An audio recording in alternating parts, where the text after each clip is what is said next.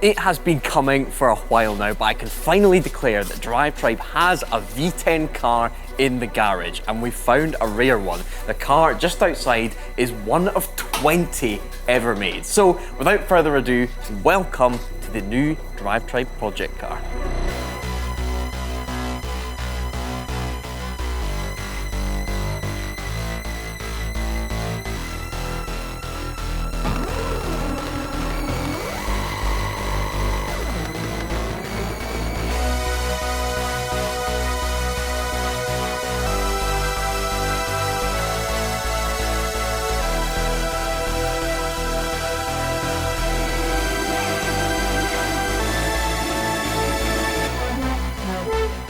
So, we've bought ourselves an E61 BMW M5 Touring. Apologies to all the really lovely M6 owners that messaged me buzzing about there being one of them on the channel, but I got such a good deal on this that I simply could not pass it up. It's the rarest of the V10 Beamers. I personally think it's by far the best looking, and there's nothing cooler than a performance estate car. The one of 20 thing is the colour, carbon black. To my eyes, it's navy blue, but that's by the by. Apparently, from factory, there were only 20 V10 estates spec'd in that colour. The spec of this car is up there with the best. Apparently, that Alcantara roof lining is a $2 to $3 grand option, and I've never had this tech on a car before. Soft closing doors, and these are the alloys that you want compared to the ones that have less spokes. But all of that is meaningless compared to the real reason that we've bought this car and why these BMWs are so special. The S85 V10. I've waxed lyrical about this engine on the channel before, so it's crazy to think that we now have the keys to a car with those 10 cylinders under the bonnet. It's a very scary, fragile powertrain, but there isn't a single warning light currently on the dashboard. It could go horribly wrong, in which case Hammond will shout at me lots, but as it stands, we're in the clear.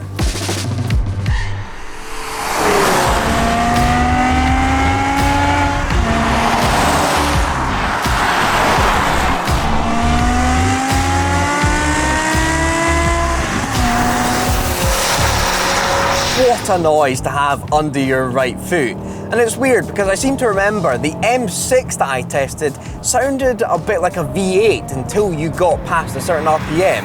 But for whatever reason, this S85 makes those 10 cylinders known the second you put your foot down. And that's just in the car's normal 400 horsepower mode. Right at your fingertip, you've got that legendary M button that you can click, and immediately you've got the full 500 horsepower, 8,250 RPM. I'm loving this M5 so much that even the gearbox seems okay.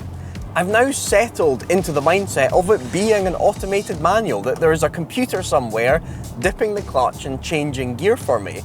Once you realise that and really think through what's happening, it all just makes sense and you let the gearbox do its thing.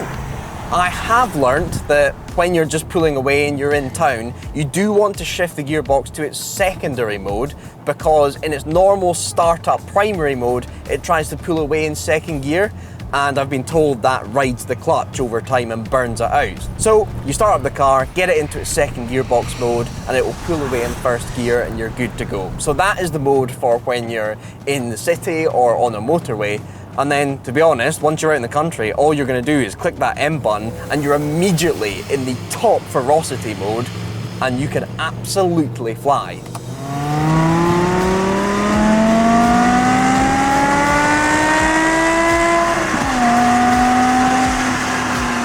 What an engine! Since growing up in the V10 era of Formula One, I have always dreamt of owning and running a V10 road car. And now, mainly down to all of you guys watching, that dream has come true. So thank you so much for tuning in over the years. And don't worry, I will not let you guys down. We have got some seriously cool plans for this achingly cool car.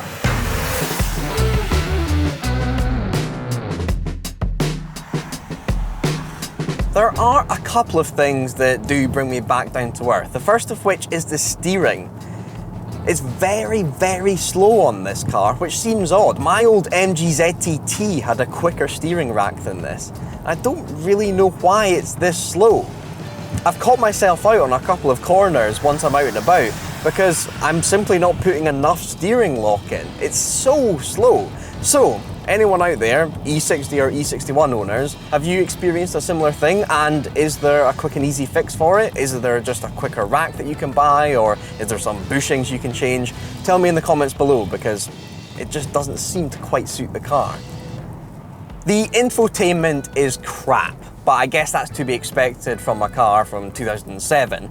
And I have been told that there is an update that you can do to it that basically updates it to the newer system, the one after this one. So that is going to be one of the main goals for the future with this car. One thing that I didn't realise this car had was kind of mechanical seat bolsters. Basically, once you're in M mode and you put on a certain amount of steering lock, the sides of the seat come in and grip you depending on what corner you're going round. So on a left-hander, this side of the seat kind of curls round and keeps you in. Now that sounds like it should be something cool and sporty, but in reality, it feels like you've got a dodgy uncle in the back seat that's kind of feeling up your side. You're kind of a bit like, ooh, that's just a bit odd. And finally, the fuel bill. Those 10 cylinders up there guzzle fuel like nothing I've ever driven on the road, whether it's in 400 or 500 horsepower mode. Even Hammond's old V12 Ferrari 550 that I managed to have a go in was more frugal than this car. But if that is the price I have to pay for this soundtrack, I'm gonna suck it up.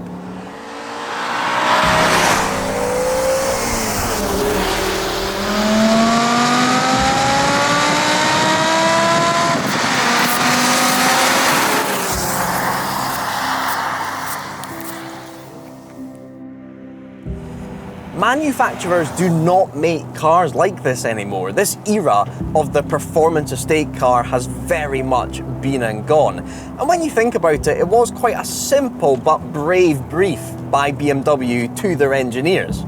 They thought, right, we're in Formula One and we would like to mirror a bit of what we're doing on track in our road cars to make our customers feel good. So please go away and build a big V10 engine that's high revving and sounds amazing so that our customers can feel part of our F1 project. There is little to no engineering connection between this V10 and the V10 engine in Juan Pablo Montoya's F1 car, but there is certainly a spiritual connection. Juan Pablo Montoya, and he goes down to turn one, fully committed into the first corner. That's already 5 kilometres faster over the start-finish line than anybody else. Such is the power of that BMW engine.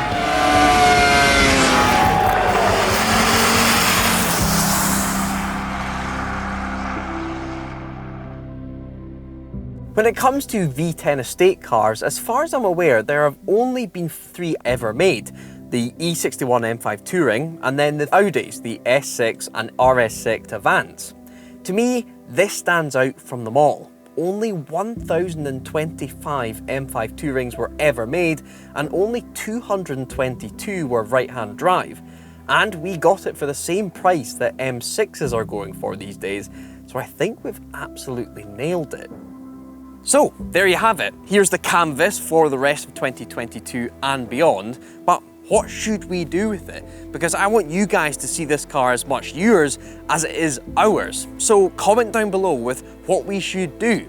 To kick things off, I'm not mad about the colour. It does suit the car, but I think we could do better. So I've got 2 photoshops for potential wraps that could go on the car. Starting with this one, Flag Metallic Blue, otherwise known as Scottish Racing Blue. Looks pretty cool. Or a very popular colour these days, Irish Green. So comment below with whether I'm mad to change this colour or which one we should go for.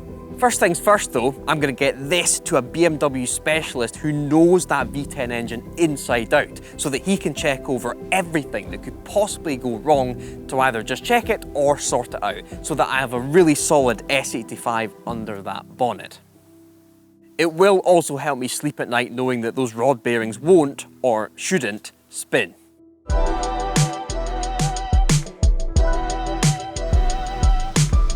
It hasn't quite set in that we own a 500 horsepower V10 estate car.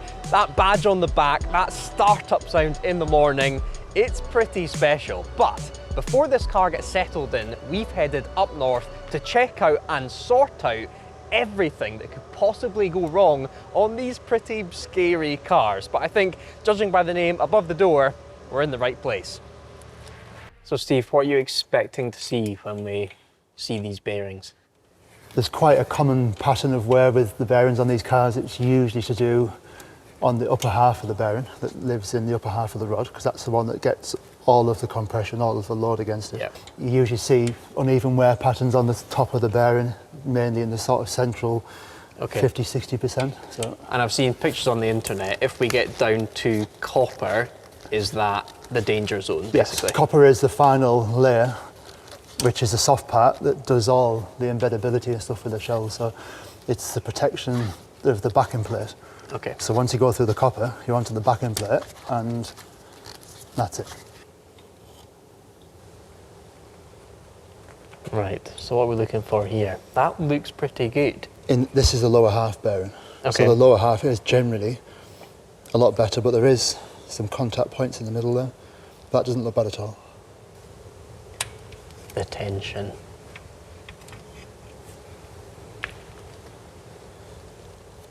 Okay. So they're not too bad. So it's still silvery. There is a point of contact in the middle where it's been dry, or it's had contact with the crank. So, yeah, by far not the worst I've ever seen, by a long, long way. Okay, so the whole problem with these is just sheer lack of lubrication. Is that it? Yeah. The oil pump or the lubrication channels were simply not enough from stock to stop this from happening. It's not so much the oil capacity of the engine. The pump has got huge capacity, it will provide enough oil. It's not enough clearance between the crank journal and the bearing itself. For some unknown reason, they decided to make the clearance around half of what is acceptable for a high revving, high RPM engine. Okay. So combine that with 1060 oil, not enough clearance, the bearings were destined to fail from the day this engine was assembled. Looking at these bearings here then, how long until this would definitely need changed? That's got quite a while. Right, okay. It has got quite a while. We're talking years. Yeah, thousands of miles, yeah. Okay, so let's say worst case scenario, you've got lack of lubrication, Yep. and then everyone talks about them spinning. What exactly happens there?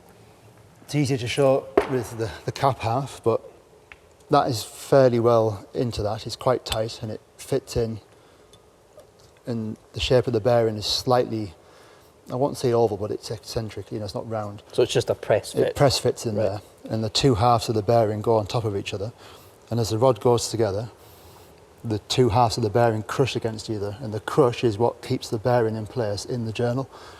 So when eventually there's a lack of oil, the bearing touches and touches and touches the crank. Eventually one touch is all it takes, and it just grabs hold of the bearing and picks it and rotates it round in the housing of the rod. And that's where the damage comes from. And it's basically game over. It's a new crankshaft and replace the rod because the rod's out of round. And you showed me an engine just around the corner there where one of these has basically welded itself to the crank. Yes. So is that just lack of lubrication and then got so hot that it's just it just welded essentially in place? It bonds itself with the heat, and then it's game over.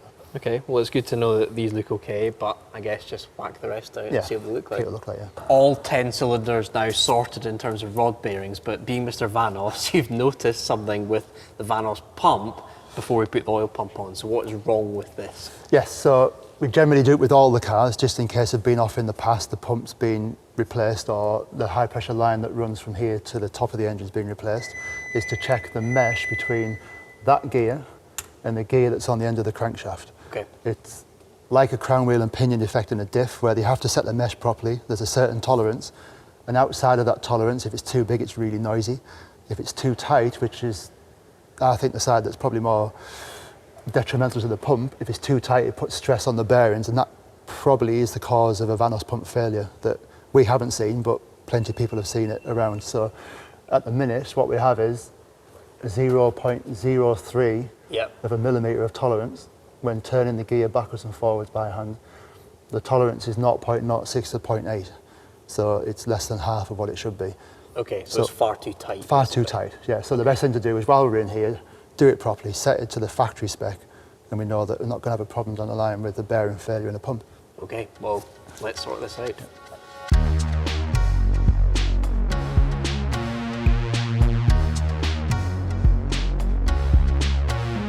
With the sump back on the V10, it was a good time to sort out another small job that needs done on the car before lowering it down, the front lower control arms.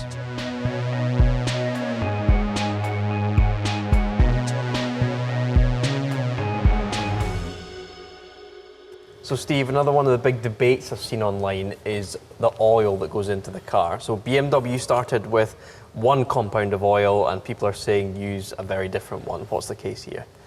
We are using a different oil to BMW recommend. Okay. The factory recommendation was a 1060 oil. We're using a 1050 oil, classed as a race oil.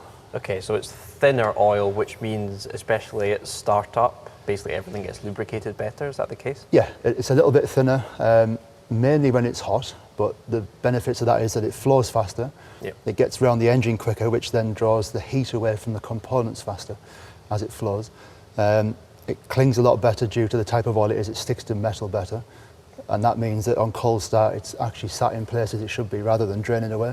Okay, and then with this V10, the story is just more and more. Everything is more. So there's more oil going into it, but also you need to change it way more often. Yeah. The reason we say change it more often, there's so much oil in this engine from the factory. It's around about 15 litres of oil goes in from a fresh build when we build them. Yeah. Oil cooler's big, the pipe work, it's a semi-dry sump. On an oil change in a dealership or as we do them, an oil and filter change is approximately 9.5 litres. Okay. And what is regularly? How often should I be changing the oil in this? We recommend every 5,000 to 7,000 miles depending on use. So if you're using it as a daily driver every single day, you could probably go to 7,000 or once a year. And that's another issue. Not only did BMW put what was basically the wrong oil in it, but also they want you to hang on to it for much longer. What's their service schedule versus what you're saying? They say 19,000 miles. 19, so basically four Yes. times the length Yeah. on the same oil. That's what we recommend, yeah. So realistically, that is one of the biggest causes of the bearing failure, as much as the clearance, the oil usage and the type of oil and how long it's changed. So. Okay, so I think that's everything sorted now. Are we good for a startup? We are good, yeah. If you want to jump in it, we'll get a tune out of it. My pleasure.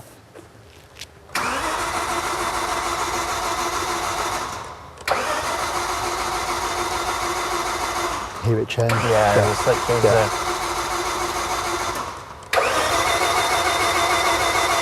That's pretty much it.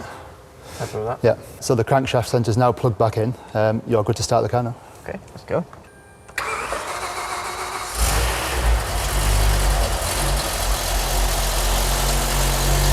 That's it. We're good. So the engine is warming up nicely behind us. So I just want to go through the checklist in my head of all the issues. Yes. So done the rod bearings. We had to check on the Vanos pump, but that's all good now. You can actually hear it ticking behind us. Yes, yeah. The next thing was the injectors, but you've done them very recently, haven't you? Yes, one of the first things I did when we got the car was to change the fuel injectors.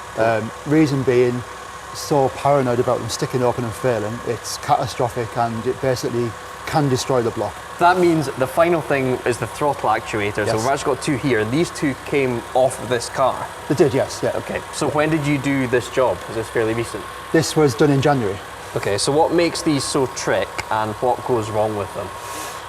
What makes them trick is the reaction time. They're really fast, they can react very quickly. So BMW were looking for something that could open the throttle as fast as they wanted the engine to rev. Yeah. So these can do that. The issue is they live inside the V, and it's a hot engine at the best of times. Sure. So they were destined to fail at some point.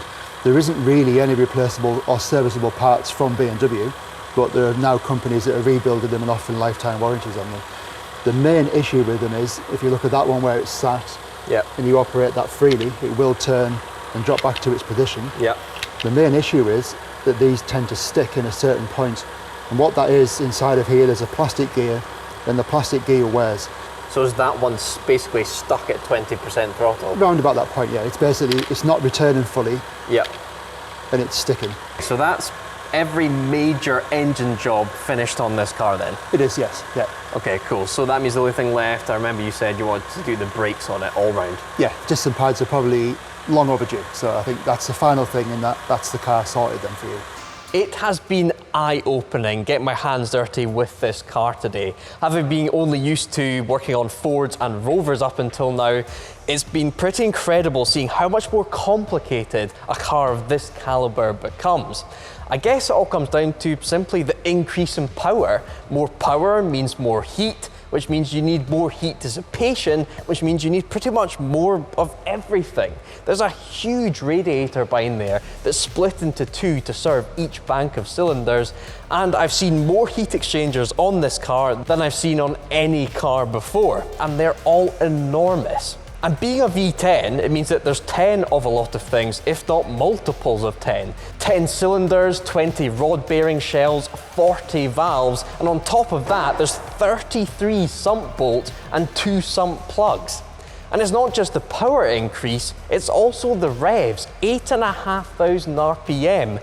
That's way more than I'm used to, and that means you need that complicated Vanos pump, the trick throttle actuators, and those high pressure fuel injectors. It's an epic piece of road car engineering from a truly legendary era of BMW.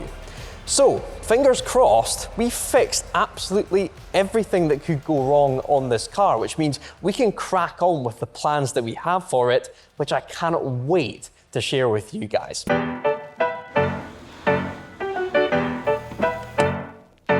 The V10 life is in full flow, and thank you guys so much for the awesome feedback on the car. You guys seem to like this as much as I do. Duly noted on the whole colour change thing. To be fair, it was just going to be a wrap, but you guys have said fair and square, keep the car as it is, so I'm totally fine with that.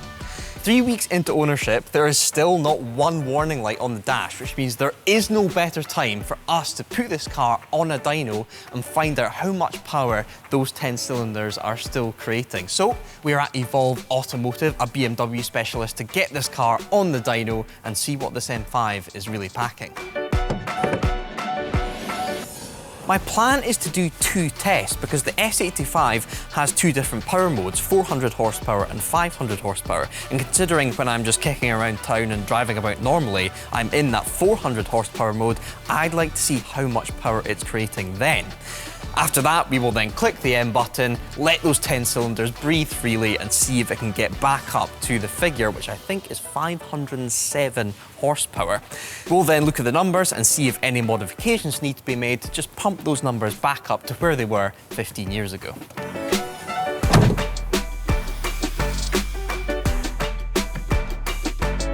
Imran, you've got a lot of history with these cars, so what do you make of our E61? On cursory look, it looks pretty good. I've had a chat with you and you've had all the correct maintenance done. All the engine stuff done. So you can sleep soundly at night time. Exactly. The spec looks amazing. I mean, obviously Tourings are very rare. You've got soft closed doors, you've got the Alcantara roof, you've got the active seats. So it looks like whoever spec'd this car pretty much ticked all the boxes. And you used to race these at VMAX events. How did that go? Yeah, so E60 M5 was probably one of our most popular tuning platforms. Back in the day, we had manifolds, intake and tune on our E60 M5, which was an Interlagos saloon. Cool. And at the time, we had the fastest speeds at VMAX. It was around 195 GPS, 202 on the dash. Damn. So I've got clips of it going over 200 miles an hour on the dash at least at VMAX. Okay, cool. And the goal today is to test both engine modes, 400 and 500. What should we expect from this car on this dyno? From memory, the car in full power mode should do around 490 to 510 if it's healthy, okay. Anything around that region.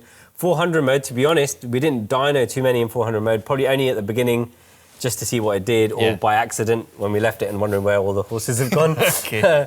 But I think it should be over 400 in P400 mode. Okay, and this dyno itself, does it give quite inflammatory numbers or is it quite conservative? How so is it? This dyno dynamics I would class as a realistic dyno, so it doesn't give cool. overinflated figures. Okay, so anything over 490 we should be pretty happy Yes. with. Just to be super clear, the numbers we are talking about are crank horsepower figures. I repeat, horsepower at the crank. Okay, let's see what she's got.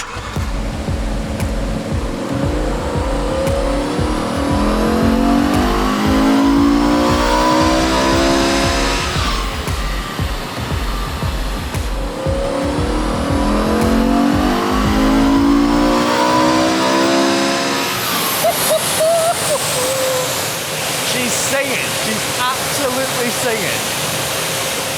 That's very healthy. That's very happy with that. And if you're saying this is conservative... Yeah.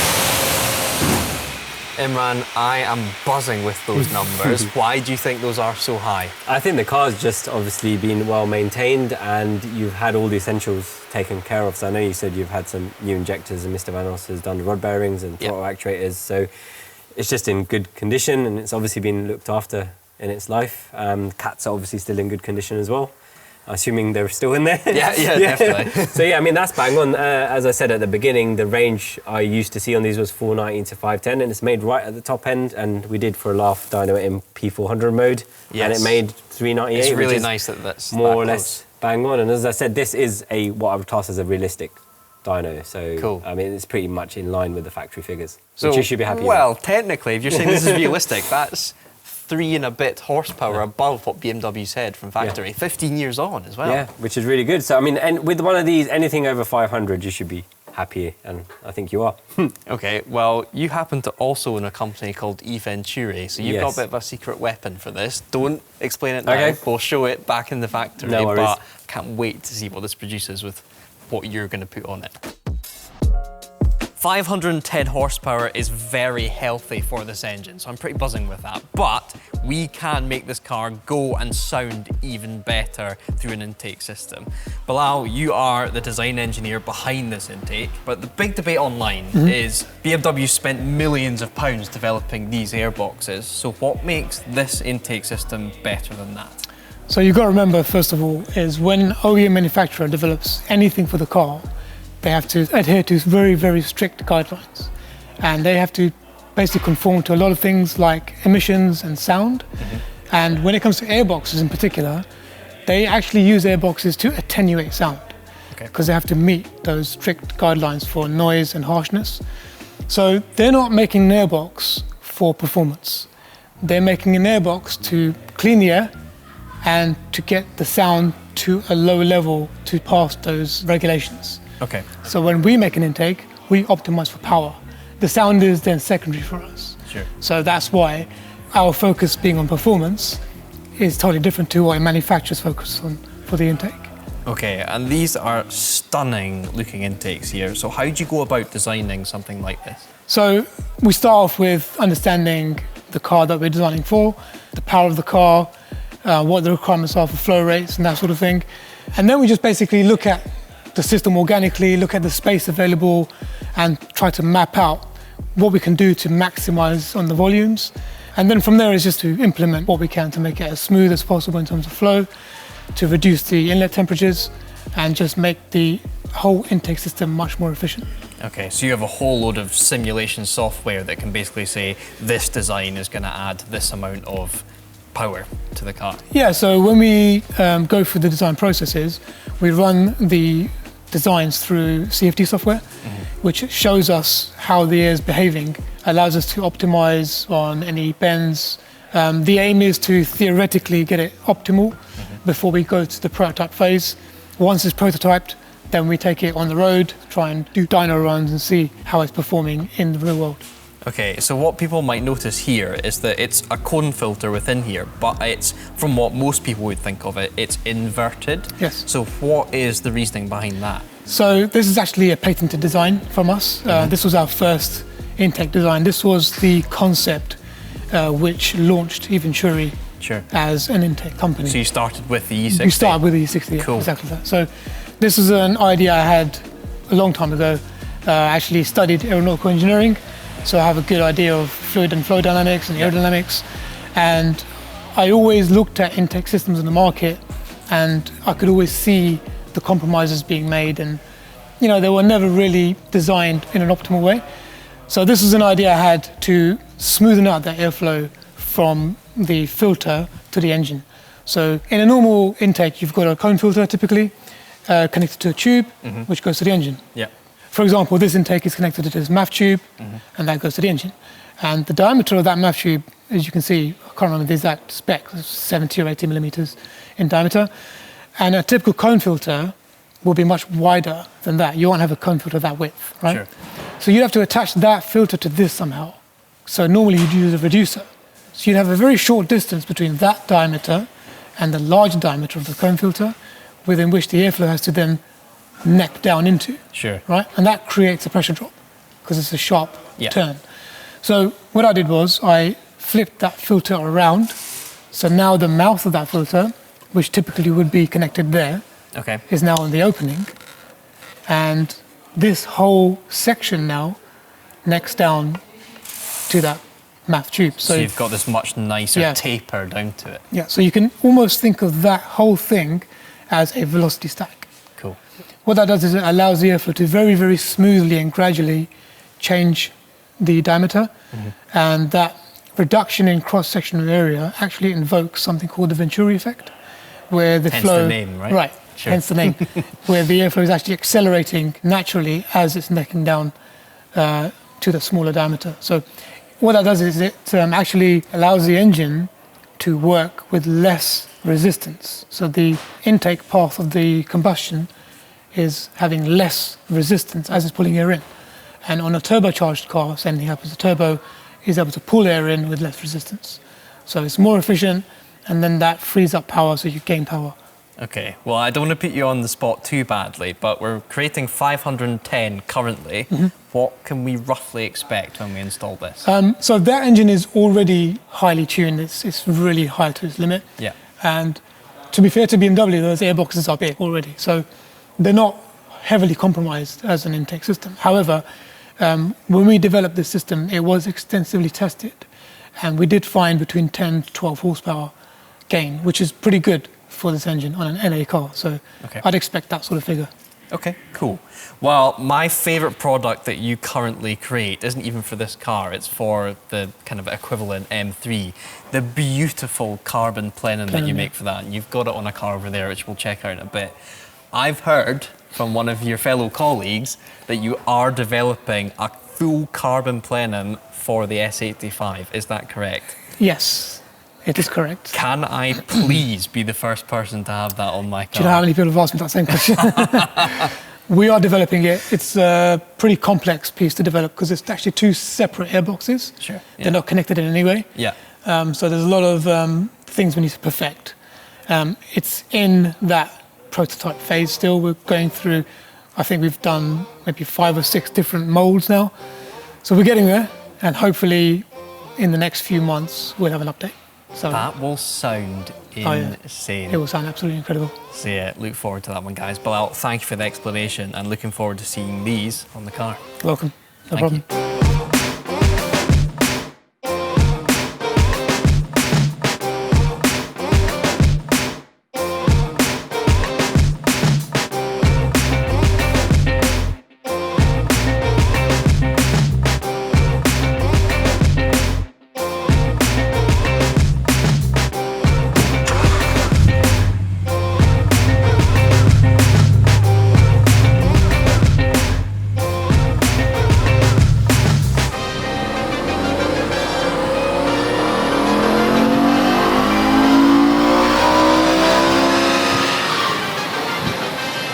A really nice increase there, Imran. So explain exactly what's going on with this graph. Yeah, so the green graph is the car with the stock airboxes. Yeah. You can see it running all the way along here. And then the blue line is with just the intakes fitted to the car. You can see low down, that's a huge bump up in torque.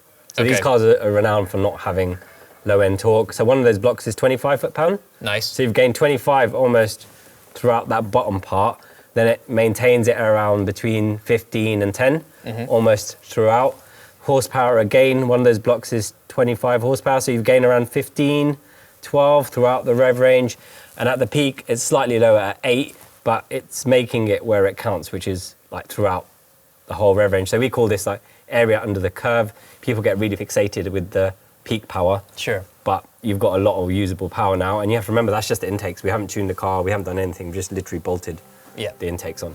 And you were saying the main issue with that upper horsepower figure is due to coolant temperature. Yeah, so we've been monitoring the coolant temperature, and we just about managed to get it below 70. It wasn't getting below that, so either you need to have a coolant flush or have a look at your rad, and as soon as we were able to get it, you saw under 70 degrees, the car made the power, and on the next run it came back down again because the car's pulling the ignition timing back. But overall, I think you'll be happy with that. That's just a dyno graph. The real test is going to be how it feels to drive, the throttle response, and you know, how it translates onto the road. And the sound. Oh, and the sound. Yeah, let's not forget about the sound. So much more throat to it now. Yes. Really nice. Well, thank you very much for fitting that intake, and I'm hopefully going to enjoy it for many more miles to come. I'm sure you will. Thank you. So today has gone surprisingly well. I came into today thinking that we'd maybe have lost a horsepower per year, which would have put it in roughly the high 480s, early 490s. But to have seemingly gained some horsepower on what is supposed to be a conservative dyno, we've got a very healthy V10 engine in this M5 Touring. And even just driving it a few yards down the road from the dyno back to Evolve, the throatiness that's been added by that new intake system by eVenturi, I cannot wait for the full plenum to be made. And I've made a pinky promise with Imran that we will be one of the first people to have the S85 full carbon plenum when it's ready and raring to go.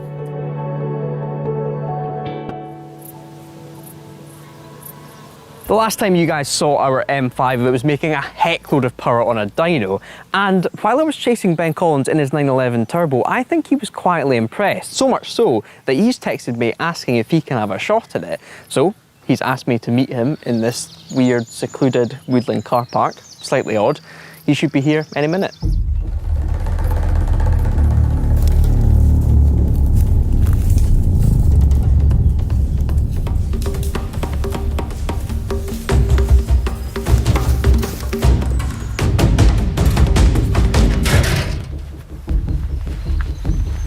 Hey, Mike. Where's your dog? What dog? Oh, okay. Good to see you. Good to see you. Yeah. E61 M5, what do you think? Fantastic. Thank you for letting me have a go in it. Absolutely. We've picked a good day for it. I thought I'll give you a quick walk around and then just send you out. Magic. Cool. So, V10 estate. Yep. I'll tell you the good and bad. Let's start at the back with the bad. Tell me the whole story. So, the one bad thing about this car is it did have a very small fire back in the day. Right. Literally just in this corner, there was a recall on the battery cabling, shorted on the body, and there was a few licks of flames around here. So they knew there was a problem, but it didn't quite get back in time to get fixed. Didn't quite fix it. Well, fixed it, got it wrong. Yeah. Small fire, so the car was written off, but all been fixed, all good. Why was it written off if it's such a small, contained spot? Well, the audience knows this, but basically all of this is very expensive, the Right. carpet, and especially the Alcantara roof lining, financially wrote off the car. All been fixed, so we got it for quite a cheap price because it's technically a category N, but it's absolutely solid, and let me show you the engine Awesome. bay. I see you've moved on from Risk and Hornby. Yes, that was part of the NG deal. Yeah. So we got this car very cheap, but we seem to have found a minter of an S85. Now, Yep. you will have driven this back in the day. 5-litre V10, supposed to be 507 horsepower. We've had it on the dyno. From stock, it was putting out 510, Yeah. and then we've put these carbon intakes from eVenturi that have taken it to 518, and actually out in the open, probably more like 520-ish. So it's breathing better, pistons are more relaxed, more exactly. punch. She Yeah. is packing. I expected this to be 480, 490, you know, Yeah. about a horsepower a year loss. Absolutely not. That's amazing. For a V10, a performance engine, to survive so well. Exactly. People freak out about these engines, but fingers crossed, touch wood, we found a very good one. It looks great. So minor tinkering, but other than this, with the intakes, there's not much else you've done? There is plans to, eVenturi are going to make a full carbon fibre plenum. Yep. So imagine all of this in the same finish as that. It's going to It look deserves it. amazing. I think it's great. And I think once you're out on the road, the sound of these is Right. just amazing. Apart from that, it's pretty standard. As it was. Automatic, paddle shift. Automated manual. So I'm interested to hear what you think about that, Yeah. because it was maybe cool back in 2007, but I'd love to hear what you think about that now, 15 years on, whether it can still hack it. 2 modes, 400 horsepower, 500 horsepower. Go for it. Fantastic. Keys, please. Okay, as I say, we've got a minter, so please don't break it. I won't. And Very while you're trusting. away, I know you're after a hot hatch, so I'm going to get online and see if I can find you something. You're the man. All right, see you later. Cool. Be careful, but enjoy it.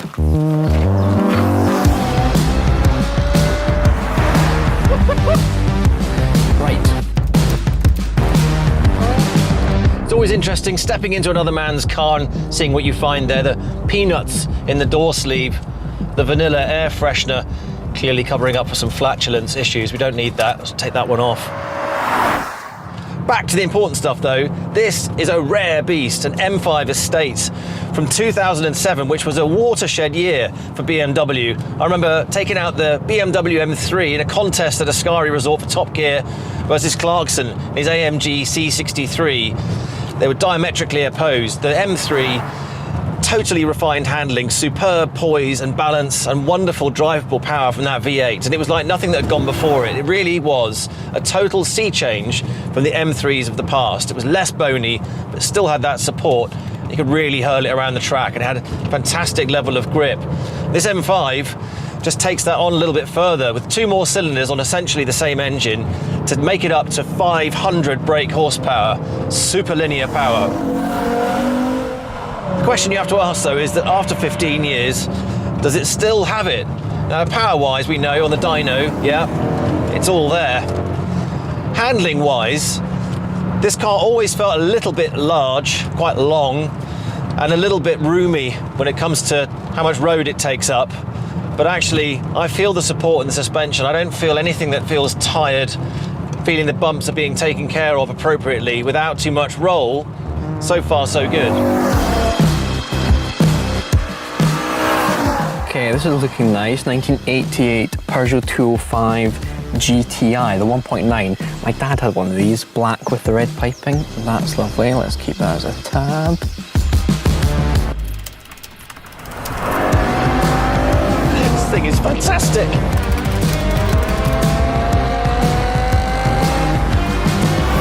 What I like about this auto gearbox is that in urban environments for cruising around, it's fairly laid back, and it's only when you press the M button you get a much more ferocious response. You get the full whack of power from the engine mapping, taking you up from 400 to 500 horsepower, and you also get these little inflatable side supports that help pinch you in the kidneys to keep you in your seat through hard cornering.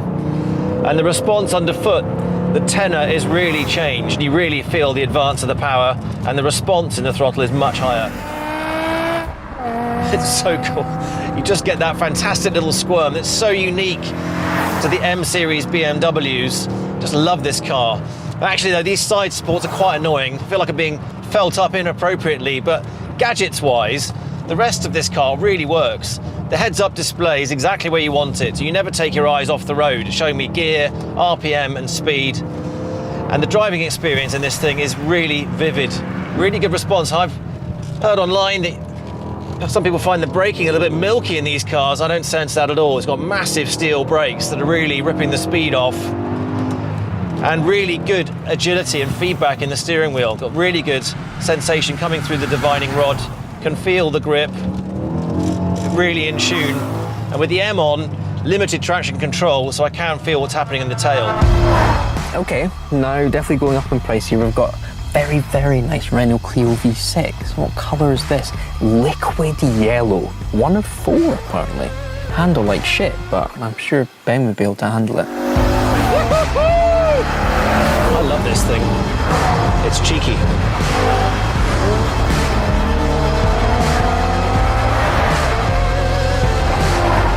This car really just takes me back. It just feels fantastic. It's so drivable, easy to drive, feel really planted.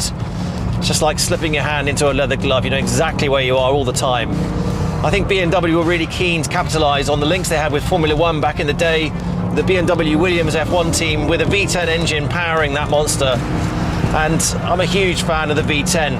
Raced for 2 seasons at Le Mans in an LMP1 car powered by a V10 Judd engine. You just get really accustomed to loving that high revving sound. This thing revs out at 8,200 RPM. It makes fantastic tones. So many tones. It's surgically precise. You can really feel that power all the way through the rev range. Much more pliable than a V8, not as cumbersome as a V12, just right. Now, this is an interesting one. Lancia Delta, but it's that weird modern one. Is this based on a Punto or something? It's got the right wheels, but if you're going to tell people you've got a Lancia Delta, you don't want to turn up in that, right? Come on, let's find a real one. whoever spec'd this car originally went to town. I mean, this sunroof, there's a sunroof and a half. All the details in here, the Alcantara leather, all of it, telling you what this car is really all about. Is the ultimate touring car. It's a car you can sustain high speeds of above 200 miles an hour on those big open German roads. Take the entire family with you, the dog, the picnic, everything. You can literally have your cake and eat it because you've got a performance car that is practical, an everyday workhorse and a fantastic piece of kit. It has got the mix of mellow and fast down to a T. Just take it for a tour around these country roads. You could slam it around a track if you wanted to. I feel a bit guilty doing that with a car of this age. What's amazing though is that this was the last touring edition of an M-Class vehicle that BMW made, 2007.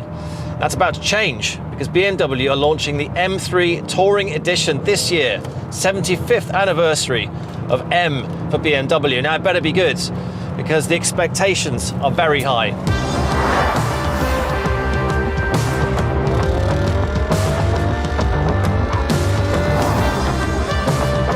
You've done well here, Mike. It's perfect. Okay, this is better. A 1990 Lancia Delta HF. Now, I bet he probably wants an Evo 2. This is one of the earlier ones, which I think has less horsepower and it's not got that nice bulge in the bonnet.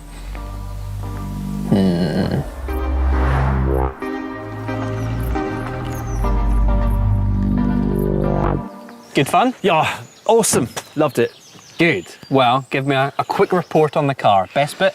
Do you know what? It hasn't diminished at all since I last drove it 15 years ago. I just think that they've still, the essence of what made these so special in that era and from then on, it's just so balanced and intuitive and easy to drive. And I didn't go mad or anything because it's your car, but you know, you can really dig into the brake. And when you accelerate, it just, the chassis just balances exactly the way you would want it to with a rear wheel drive, front engine car. That is what you want. You want to be able to feel the sporting DNA, and I think it's still got it. Cool. Worst bit? There isn't anything wrong with it. I mean, the only thing I noticed is perhaps at the rear there's a bit too much movement. I think it's air suspension. Air suspension maybe has lost something. Okay. That's an easy fix. Sure. But I wouldn't change a thing, yeah. Good. Well, my main question, I'm 50-50 on it. Should we manual swap it? Because you can put the M3, the E92's manual gearbox in this thing. What do you think? Okay, so I did notice that little thing that is the automatic lever. Little knob, yeah. It stands out for the wrong reasons and it's quite ugly. And actually even the little surround that it's in, it doesn't quite match the rest of the interior, which is really sort of plush. But honestly, like once you stick it in D, you're really off on the paddle shift the whole time. And you've got the fantastic option between, the easygoing or the aggressive with the M, full power, full aggression on the gear change. So I don't think it's necessary. I have found some decent hot hatches for you. I'll send these once I'm home. Thank you. Thank you for today. Yeah, no, pleasure. Really enjoyed it. Safe trip home. And you?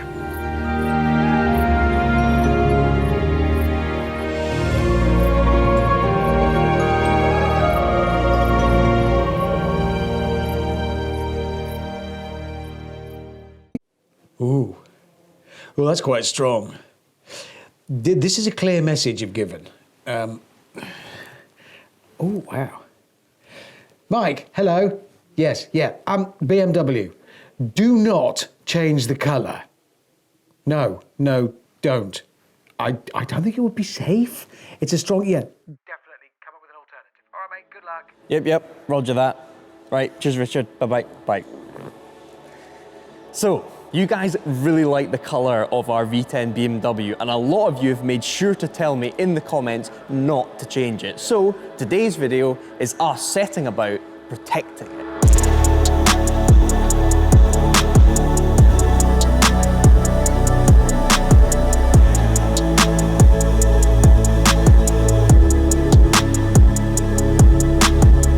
This is Reap Midlands, where the car will get the full shebang. It'll get a full detail, so there's not even the tiniest crumb or dried up flake of snot anywhere in the carpet.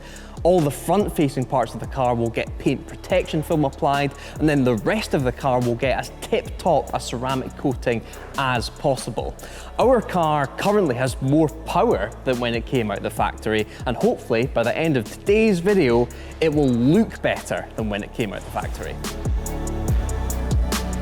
Our E61 has nearly hit 100,000 miles, and if I'm honest, aesthetically, I think it's held up pretty damn well. When I first bought it, there was the odd stone chip and a bit of lacquer peel, but apart from that, it's been okay. But we don't want it to just be good enough. We want our M5 to be one of the best. There's no point in putting paint protection film on a car that's got stone chips and scratches. So a couple of weeks ago, we sent our touring away for some paint. Chartwell, just up the road in Derby, were fantastic in taking the M5 in to paint correct all the little nicks on the car.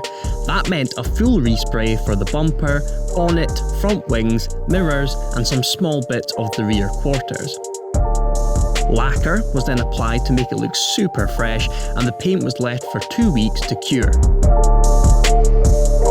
In this video, you could say our M5 Touring is getting a glow up.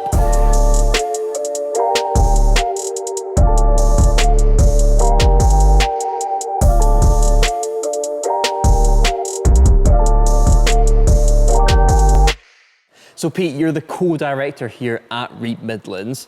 What do you think of our M5 Touring? Lovely car, needs a bit of TLC. Yes. Someone's obviously carefully prepared it with a brick before it came here, but we won't talk about that, we'll sort that out. Okay, so it's coming in for paint protection, ceramic coating, and then a proper detail. Correct. Your guys have already cleaned it outside, so it's looking great to me. What is the first step for getting this car in and out of here? So, main thing is, cleaning it's the start of the process. Yeah. We've then got to enhance the paintwork, bring it up to standard. Because if you imagine if we don't prepare the paintwork as best as we possibly can, you put a clear film or clear glossy film over poor paint, it'll accentuate scratches, marks, indentations. So trapping it all in. So we're gonna correct the paint with a little bit of flatting, the Roops machine polisher, just to get out any holograms, swirl marks, I would say chips, but it's been painted recently at Chartwell. Yes, absolutely. So the paintwork's pretty pristine now anyway. Yeah. So once the paint's been corrected, we'll be applying the PPF in the clean rooms. Okay. Then after that, ceramic coating to make the rest of the car look clean, shiny, protected, good to go. Okay, and your guys have been working hard over here. What looked like stenciling out the car.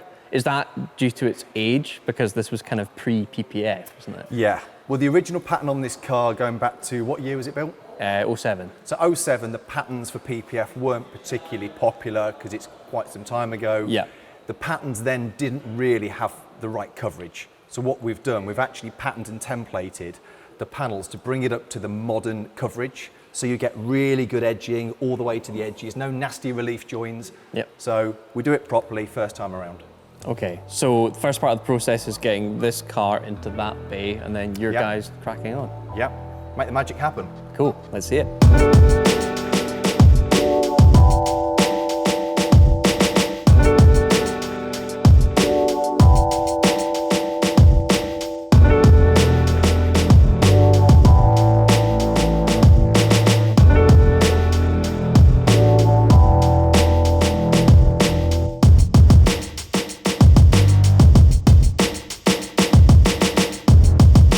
Nick, you're the senior installer here at Reap and you've put on that front wing so far. That seems to go on really nicely. What dictates that? Is that the cut of the wrap itself or is that the paint finish? Pretty much it's a combination of everything really. The pattern designers do a good job, so when they make the pattern right, it makes it a lot easier for us to install. Sometimes measurements can be slightly off, sometimes cars have optional extra trims and mud guards that aren't accounted for, but on this, it was a really nice pattern, just went straight on. Okay, that looks, I mean, from my perspective, a kind of easy bit, but you're now going to go onto the bumper, and I've been told this is pretty damn tricky. It may well be, yeah. It's a first for both of us installing, so we'll see. Okay, well, I'm looking forward to you explaining how this goes on, because yeah, that's a big bit of PPF over there, so it is, yeah. Good luck with that. Thanks.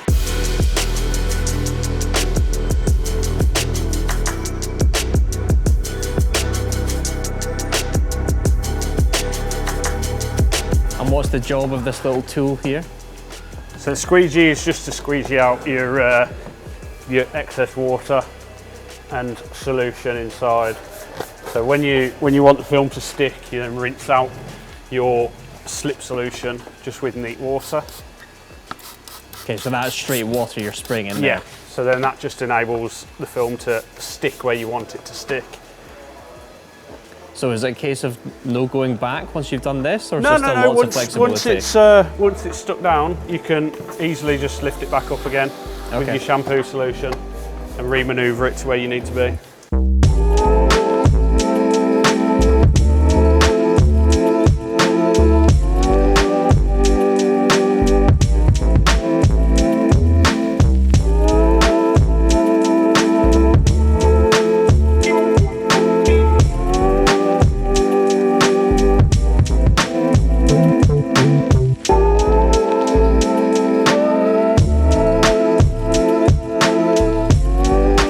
I would like to have a go, but I also don't want to mess it up. So how can I do a bit of bonnet without being a nuisance? Okay, what we'll do is me and Chet will get the main tack points down, which will give you a nice big area of slip solution, and you can have a go at squeegeeing out on that. Okay. Okay? I'll be back.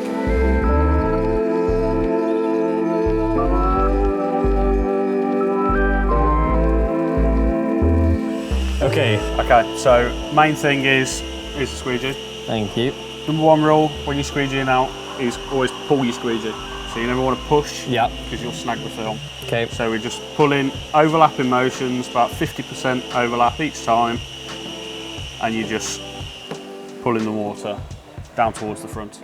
Okay, so everything's coming down towards it. It is, yeah. Okay, so just give it a go from there. Yeah? Yeah.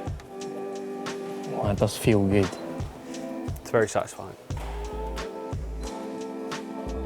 I'm just waiting for the whole thing to skid off down the front. It's definitely not going to happen. Right, is that okay? And then from there, just keep going from there and just start keep the next pushing. step down and start working your way down. Oh, it is nice. It's like the inverse of taking the security screen off your phone when you first get it. Yeah. I feel like OCD people, if they could do this to their phone and reapply it, they'd be having an absolute time of their lives. I don't want to go too near the edge. That's okay. That's right, fine. I'm happy with that. Oh. Thank you for my PPF experience.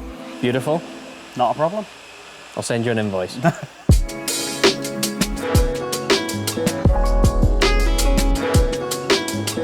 So now that the main film is on, how much overlap are you leaving? I see the knife coming out there. How much overlap do you leave and sort of tuck round? So what we're going to aim to do on your front edge, we'll loose trim about 10 mil and then wrap it round. And then on the sides, on this particular bonnet, it's a double stepped edge. Yes, okay. So it will come down again. So we'll try and leave as much as possible down the side. But okay, it's a little bit more of a difficult bonnet to wrap on these. Is 10 mil quite standard for all of the parts on the car? Yeah, just pretty much. Round? Yeah, it's just to give, I mean, in reality, you're very unlikely to get a chip on the underside of your bonnet. Yeah. But it's just there to add security to the film for not in case it was to lift or anything like that. And what we've just seen there is taking all the liquid and air out of there. What if you have left the tiniest bit of fluid underneath? So at the moment it's got a bit of manoeuvrability. So if there was a moisture bubble, for example, in the middle of the bonnet, we've got a couple of options. You can either try and manoeuvre it out. If you feel it go tight and not want to move, it's probably the point where you'd say, well, we'll either leave it for it to disperse, or depending on when the car's going out, we'll pierce it, hypodermic needle, drain the fluid out. Okay, and even that tiny little pinprick in there, will that show, or is that easily coverable? No, you wouldn't even see it. You wouldn't even know. Okay, but preferably you'd be able to lift it and sort it out. In an ideal world, you'd lift it or just leave it for it to disperse by itself. Okay, and then this badge area at the front here, what's the situation with this? So what we'll do with this, because obviously your badge is going back on in place, we will loose trim a circle inside there, wrap this outer edge so you've got coverage under the badge, and then put the badge back on. Right, okay, very good. The guys made sure every inch of the front end was perfectly covered. With a little help from myself, the PPF was in place and it was on to the next stage of the glow up.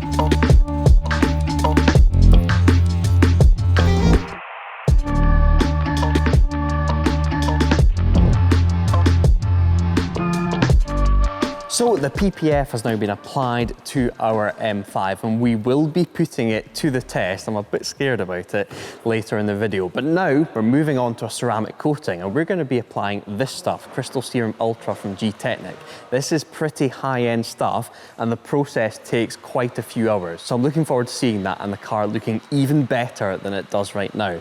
We have used this stuff on a car before. If you guys have watched our epic video over in Virginia with the Lotus Evora, we set a world record that day. We put this stuff on it and it dealt with absolutely everything. Stone chips, one of the nastiest dirt tracks in America.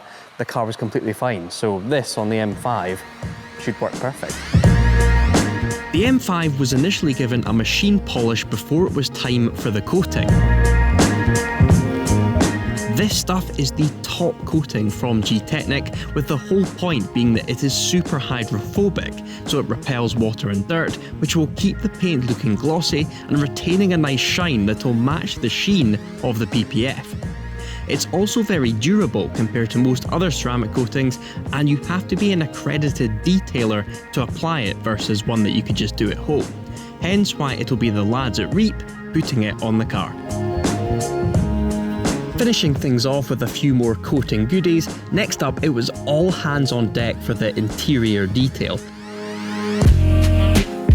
The frequent use of this car for filming DRIVETRIBE videos definitely shows on the interior, so it'll be good to see it spanking fresh once again. And while we were at it, we threw in some self-branding so that if you see this car out on the roads, you know it's the DRIVETRIBE M5.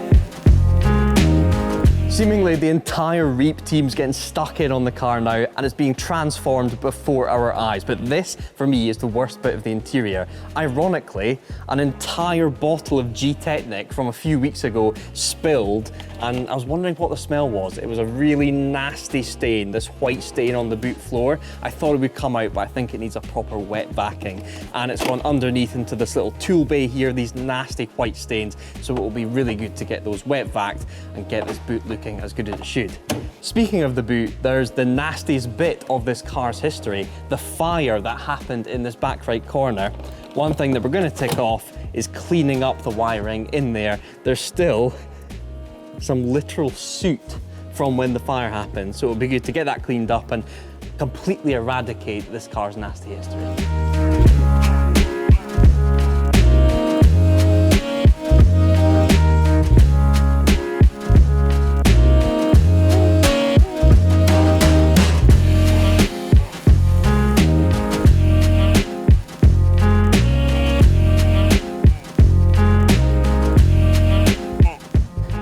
The car is looking phenomenal, but we did have a deal. You guys would PPF it for me, but you also wanted me to test that PPF. How exactly is that test gonna happen? I've got you a toy, a wire brush. That is a wire brush. Get it ready for you, sir? I mean, I'm immediately, I want to gag looking at this thing.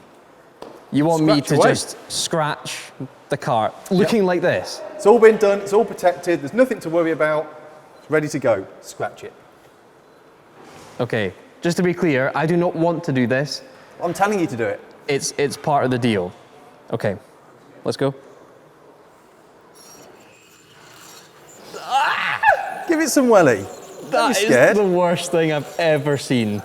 Oh, this is revolting. I literally want to throw up. Painful to watch. I'm so sorry, guys. Like, I do not want to do this. It was just part of the deal. Oh, that sound. Oh, God, this is horrendous. Right, that's enough, that's enough. I'm gonna stop. Right, you've told me to do that. Yep, agreed. Now show me how you're gonna fix that, because that's horrendous. Little bit of heat. We'll accelerate it with a bit of heat, it will disperse. So a heat gun and that disappears. Temperature from the ambient, temperature from the room. It's not quite warm enough in here. We'll add a little bit of heat with a heat gun, disperse like that. You better be right. 100%.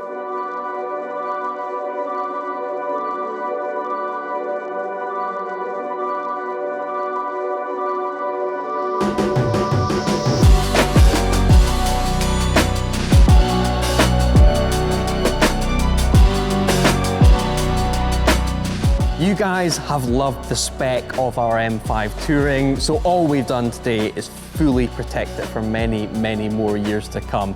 I think it looks absolutely immaculate now, as good, if not better, than from factory. It has been very painful doing that experiment with the wire brush. I'm still sweaty and clammy from it, but what a result. They're honestly, every single angle, there's nothing left there, which is pretty amazing. That means when I'm out on the road and I maybe do slightly ding it or drag it along a hedge, just a bit of heat and it will go completely back to fresh. PPF is pretty amazing stuff, and I thoroughly recommend you getting it for your own car. Now that our M5 is, in my eyes, perfect, especially considering it's a 2007 car, the next thing I'm going to do is completely change it. Not the spec, not the colour or anything, but it's going to be a very, very cool change that I think will really benefit the car. So stay tuned for that. How much does it cost to run a V10 estate car? Insurance. Next is the road tax, all of that preventative work, the MOT. Then there's the big one. Petrol. There's the servicing, which means what we have spent on the car in 3 months, what DRIVETRIBE has spent, is a total of... I realise I'm very lucky getting to kick about and stuff like this most of the time, but let's be frank, running a combined 11.2 litres and over 1200 horsepower comes at a cost. I've hit 7,000 miles in the DRIVETRIBE M5 Touring now, which means it's time for a service, and it's just clocked over 100,000 miles. So I thought it would be a great time to consolidate just how high the running costs are on one of these V10 estates, so that if one of you guys are watching these videos and are mad enough to think I fancy one of those, you know what you're getting into. So we are here at Everything M3's in Banbury to give the car a service and have a look at the numbers. There are a lot of numbers. Tell the world I'm on a mission. You can feel that the energy is shifting. Less than one ain't nothing I'm comprehending. I dread losing more than I love winning. Who better to service the M5 than the best V10 BMW tech in the land, and fittingly, the previous owner of our estate, Mr. Vance. Steve, it's great to see you again.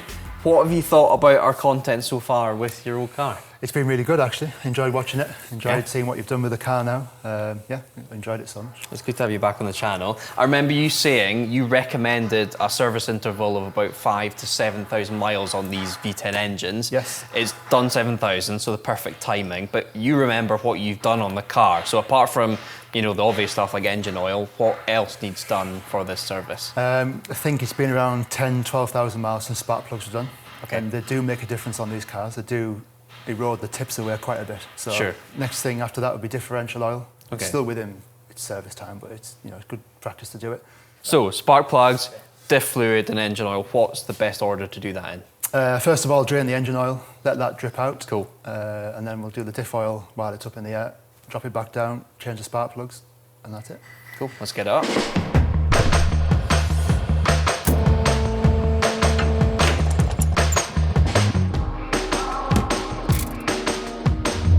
I remember the last time we were under this car, you explained there's 2 sump plugs. So we've got one at the front that's just a small amount of oil, and then this is kind of the main one. Is that correct? Yes, the front one is where the oil pump sits. And the earlier cars didn't have that. So what happened is you'd never get around about 1.5 litres of oil would sit there. It would never get a change. Okay. So they just decided on the later cars, the LCIs, to put a sump plug in, which means you can get a bit more oil out on a change. They hold so much oil, these things, that you never get it all out anyway. So was it 9 litres, did you say? You can get 9.5 in from a change, but from a dry engine build, it's 14 litres of oil floating around. So you only ever change that. Oil cooler sits a bit, you know, it's just, yeah, it's crazy how much oil's in these things. So. And interestingly, I never noticed before, basically, it's so that someone doesn't have to take off the under tray, they've drilled through it, but they've kind of had a go, realised it's not aligned, then had another go and clearly kicked the drill, so it's scabbed all here. And then they finally got through, but then it obviously wasn't quite in the same place, so they've had to file it, and what a disaster that is. This one's a bit cleaner. That's a factory hole, so that's original. Oh, this is BMW, factory, is it? Okay, So BMW perfect. did put a hole in there. But not the... When okay. they put the double sump plug sump on, they didn't put a hole in. It would have been so easy to do. Yes. Rather than trying to take the under tray off, which is not a particularly easy job on these. So You end up with folk it's a doing very that. good idea, but they've not done it very well. And how we missed it last time, I don't know. So. Okay, and we will get questions about the gearbox oil, but we changed that in the video we did with you last time, correct? Yeah. When we did the rod bearings, Yep. we noticed there's a slight weep from the gearbox plug, so I decided after did the bearings to change the gearbox oil, and it's every third engine oil change you're supposed to do diff oil and gearbox oil. Okay. So, but it's already been done last time. Yeah, so it's not an issue. a yeah. Okay, so we unleashed the flood from Yes. this one then.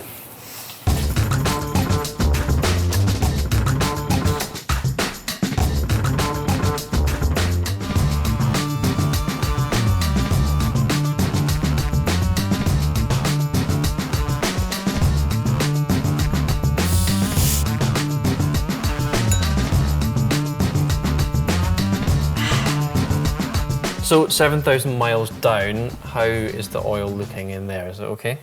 Everything looks fine. What we usually do on a service is have a look inside the oil filter and sort of in the grooves, if you like, in the filter, and just check for any particles, any sort of metal, any glitter. As I would expect, bearings are done.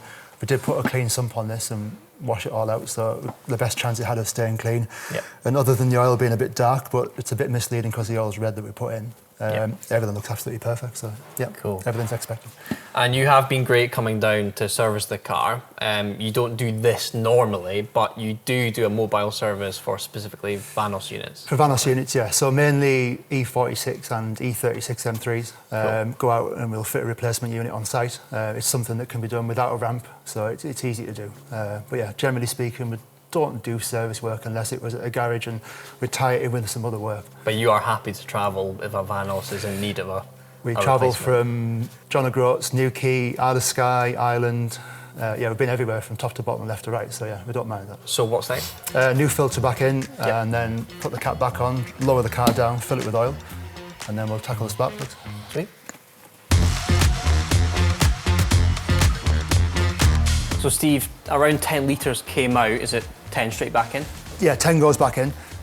We have worked out from doing a lot of these cars, rod bearing wise, that the best thing to do is to measure the oil level through the BMW computer system.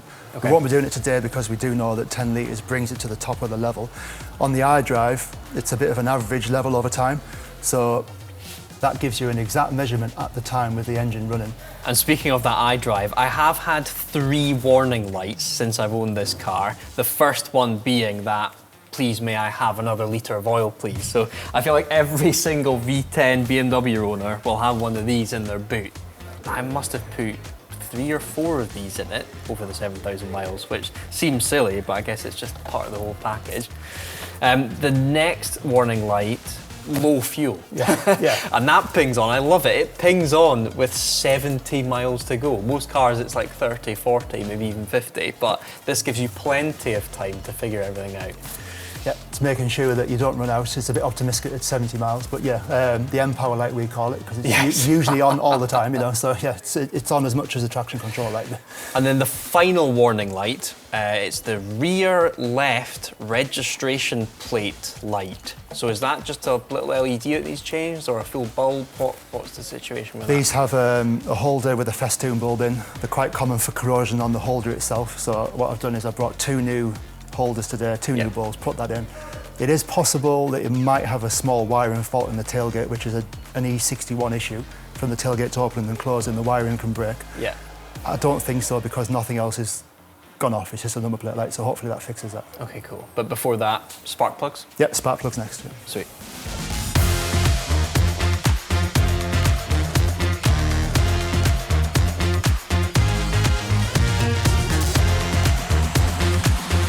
So that's all 10 plugs out now, and tell me what's going on there, because that's not fantastic, is it?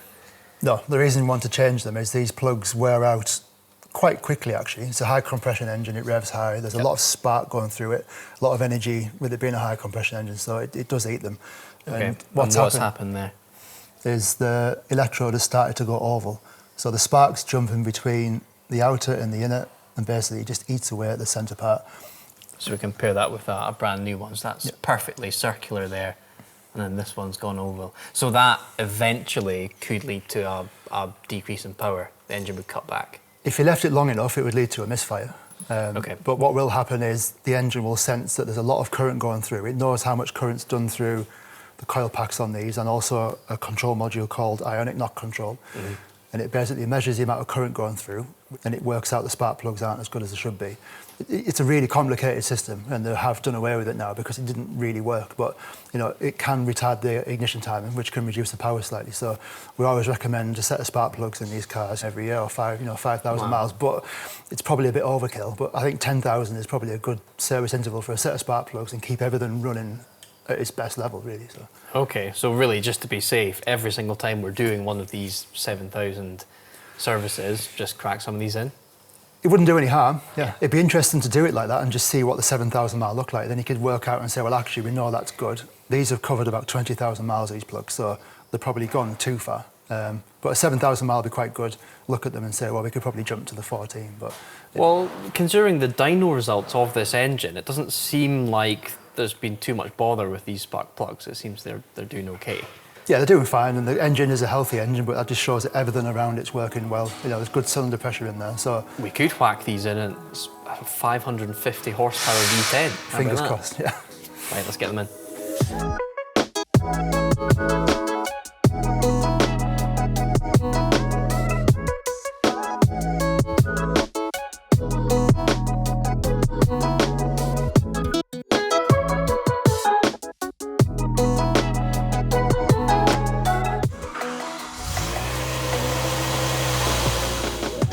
Okay, so you just popped out the light there. This was my one warning.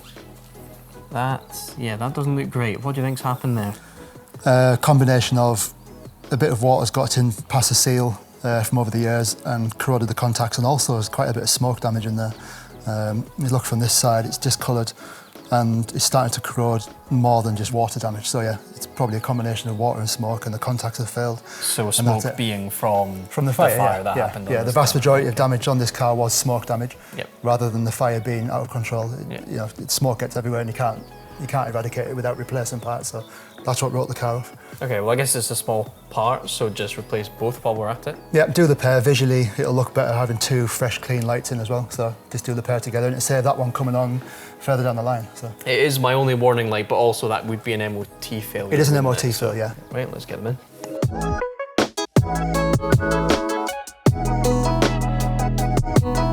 So there was one final favour I wanted to ask. It was the one bit of feedback that Ben Collins had on the car, and it's that he thought there might be a bit of air missing from the rear suspension. I don't know if that's a tricky or easy job to just pump it up. Is that okay? It's not so much there's air missing, it might just be the ride height's been set incorrectly in the back in the past. With it being air suspension, you can set the ride height as high as you want or as low as you want, and the computer works out where it should be, given measurements from the back wheels. So it may be that someone's incorrectly done it in the past, so it's easy fix, computer fix. Okay, cool. While we're at it, can we take all the air out of it and see what a slammed M5 looks like? We could take all the air out and put all the air back in.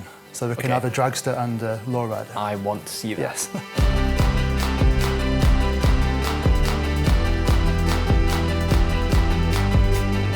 James May would be having a heart attack right now. She slammed.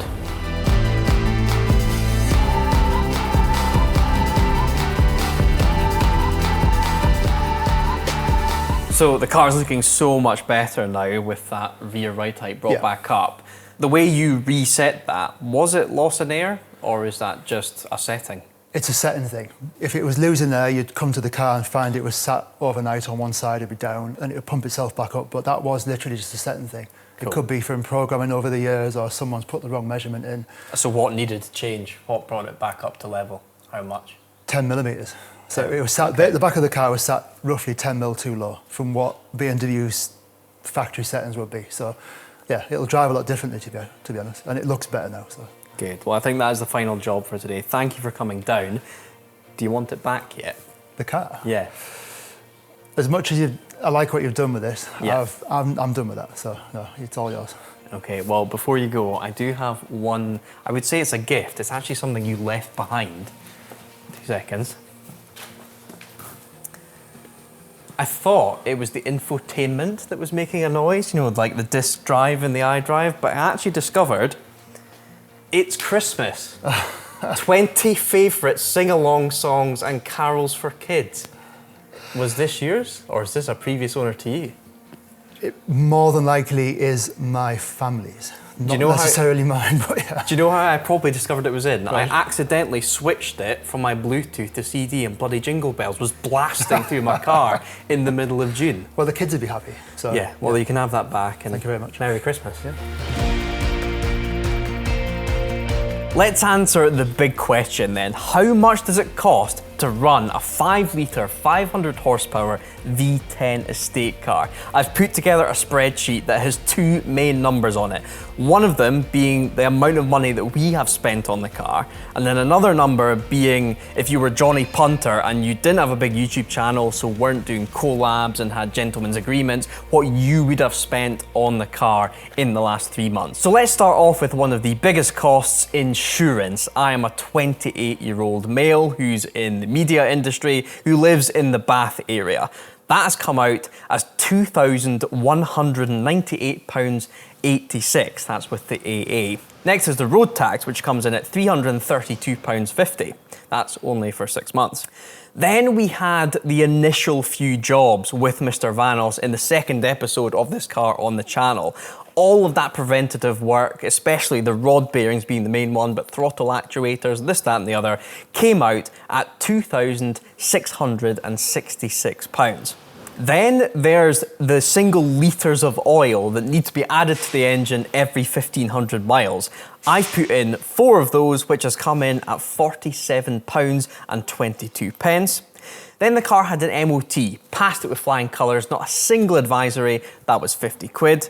Then there's the big one, petrol. With the current global situation and petrol prices where they are, I've been averaging 280 miles to a tank on this, which isn't actually too bad when I've been chatting to other V10 BMW owners. So over the past 3 months, 7,000 miles, we have spent roughly £3,000 on Shell V-Power and any other high-octane fuel, because you have to put the good stuff in this, otherwise the engine cuts back. So yes, £3,000 in 3 months on petrol.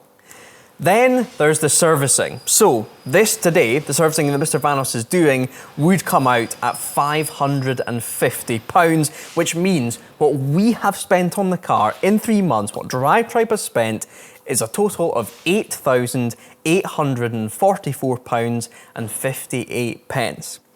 Now, on to the second number. Being a big YouTube channel, we can do collaborations and have gentlemen's agreements with brands, which means we get some work thrown in and some parts thrown in. So let me go through those. The front end was repainted before the car got PPF'd, and it was done at Chartwell. They did a fantastic job, but they're not cheap. We got an equivalent respray of £5,000. That was just the front end and a few other small bits. That's pretty steep. Then there was the PPF and ceramic coating and detail of the car by Reap Midlands. They would have charged £3,750 for all of that work. You can imagine this is slowly mounting up now. Finally, there was the E-Venturi intake. A lot of love for Imran for throwing that in, but that would have come at a retail of £1,000. So that brings our total Johnny Punter number of running this car for 3 months at £18,594.58. Now, a few of those jobs were proper long-termers, like the PPF, the paint. That would last us for years. So that kind of skews the whole thing. So we've spent just under 9 grand on it. And if you were to do it completely by yourself with no sponsors or anything like that, you'd be up nearer £19,000, which is pretty much what we spent on the car. So depending on how big your wallet is, that might sound reasonable or that might sound absolutely astronomical. But there you go. That's how much it costs to run a 500 horsepower V10 BMW estate car. Do with that what you will.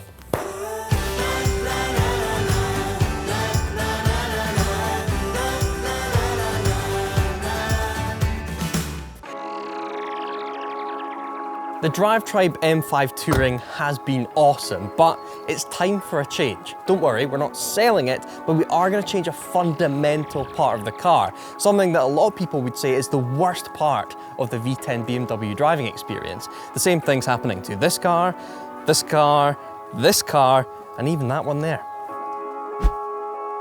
We're changing that for a manual.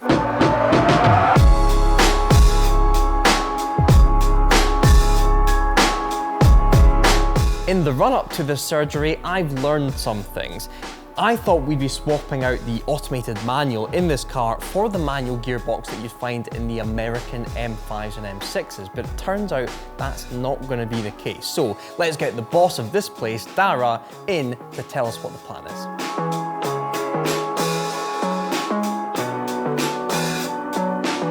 So Dara, this is the gearbox that's going into our M5. What is this, and why are we not using what people would see as a traditional M5 or M6 box? Well, this is the E92 M3 manual gearbox. Okay, so the V8 M3. Exactly, yeah. We can't get hold of the American ones. There was only sort of limited run of the manual cars. Okay. So the next best thing is this one here. But as far as you're concerned, this is pretty much the exact same gearbox. Yeah, pretty much. There's a couple of ratios ever so slightly different, but it all works, and it'll transform this car. It'll make it manual. So. Okay, and how easy or hard a swap is this? Is it quite plug and play, or is there much more to it? Nuts and bolts wise, it's pretty easy. Okay. You just need to know what bits to put where. We've had to manufacture a few little bits and bobs. Stuff that's not available anymore, you know, just because of the limited run of the manual cars. Okay. There's a few shift arms that we've made. So as far as manual swaps go, this is a pretty plug and play one. Yeah, really. Electrics and the coding side is a bit more tricky, but yeah, nuts and bolts, it's not rocket science. Okay, and then there's a couple of other little nitty-gritty bits. For example, I remember you chatting to me about the starter motor. That needs to change because, well, there's a few things that basically need to be changed in the M3 parts instead of the M5. So why do we change the starter motor? We changed the starter motor because it matches the teeth on the new flywheel with the new clutch. Okay. If we ran the V10 starter motor with the new clutch and flywheel assembly, you just wouldn't have the correct mesh on the gears. Okay, and then we're changing the diff on the car as well? Yes, we are, yeah. What's the reasoning behind that? Just to get the correct ratio. I mean, with a 362, which the car has now, you know, you're doing well into 200 mile an hour in sixth, or seventh, as this would have been. Just don't see the need. With a slightly shorter ratio, you know, you'll be accelerating a little bit faster, lowering your top speed. It just makes the car a whole lot more fun to drive. Okay, so the gears in this are slightly shorter ratios than what's in there currently, and then we'll even have a shorter diff. So it should be a much more drivable car once we're finished. Absolutely, it's going to be awesome, really quick. Cool, well, let's get started. Right. So the process will be, the intakes will come out to change the starter motor. The car will then go up and the stock transmission will come out. A new clutch and flywheel will go in. A modified wiring loom will be routed. A custom clutch line will be routed. The M3 manual gearbox will be fitted with the numerous shifter parts. Then the fluids will go in, and that's the underside stuff all done. Then the old pedal box will come out. The new hardware will then go in, of course with a new third pedal. The system will then be bled, the wiring will be wrapped up, and then we'll start it up and make sure it's not completely broken. Let's get down to business, starting with exposing the starter motor.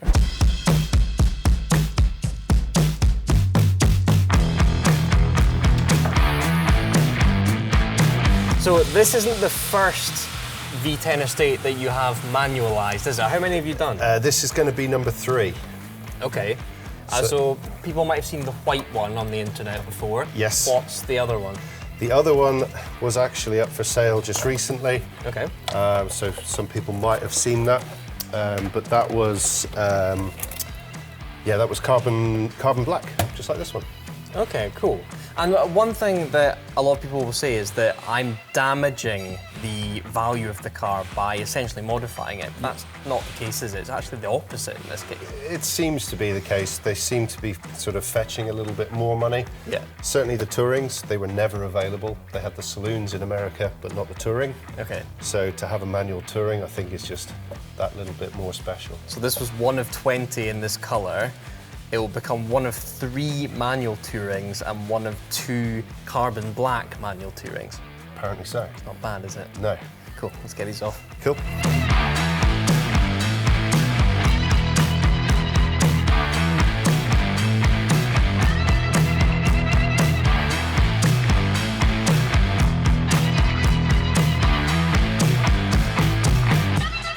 That seems like a lot of work just to expose a starter motor. So, what, those are the throttle actuators there? They're the throttle actuators, yeah. They're your idle control valves on either side on these pipes, which go onto each airbox. And then you've got your... Right up the back there. Starter motor buried right in there. Who thought of that? And the thing is, we aren't actually taking it out right now. No. It'll be once the car's up in there? Exactly, yeah. Okay. So what we're going to do is get the exhaust off, work at getting the gearbox off, and then there's an access bolt from the top of the gearbox in this way, which will free off the starter motor.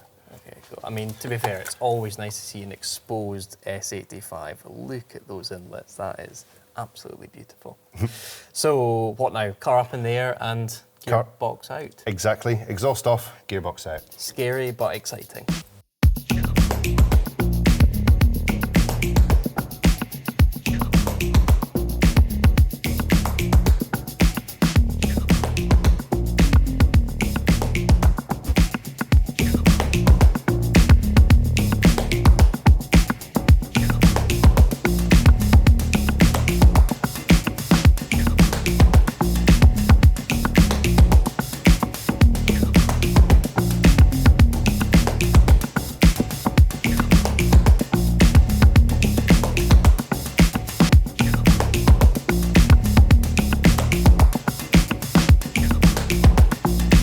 So, you're going to like this, Mike.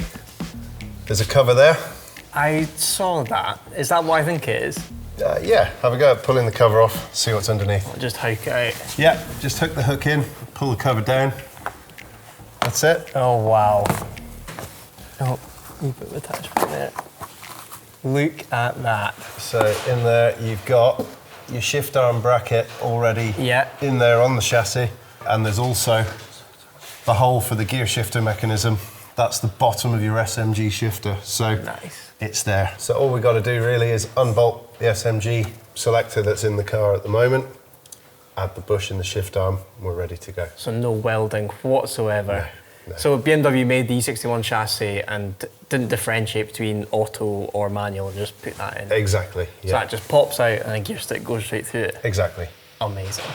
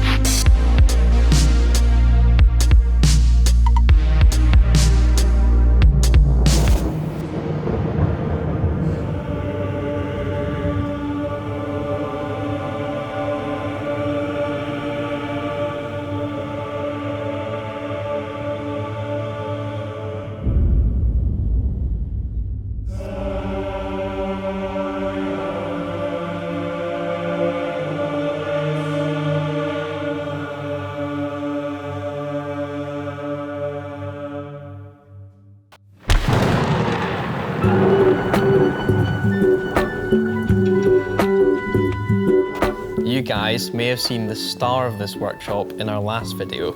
Oh, he's already doing his trick. This here is Enzo. He's the workshop pup here at Everything M. And I just wanted to ask him a couple of questions. Enzo, what do you think? I know that's your trick. What do you think of the S85 V10? Yes, I agree. Are sausages the favourite treat for when you're especially changing the manual gearbox on one of these cars? Yes, I know. Now, I know you've already done it a couple of times. I need you to do your favourite trick once more. Spin like a rod bearing. Spin like a rod bearing. Go on. Yes! There's one rod bearing. You're drooling a wee bit. Sit, sit. Sit, sit. No. Well, okay. You're drooling really badly now. There's that good boy. Oh. They're lovely, aren't they? Right, I need one more rod bearing spin. One more, just for good luck. Go on. There's a good lad. Sit, sit. Everyone, please, down in the comments, rate Enzo's spin out of 10. Good boy. Oh, a little burp as well. Lovely.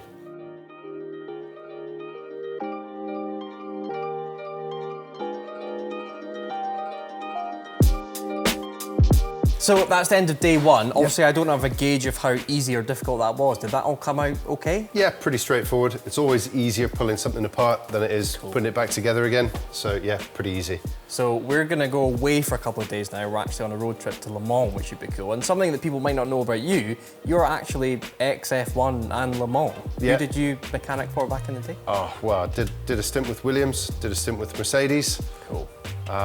So yeah, bygone. In good hands then?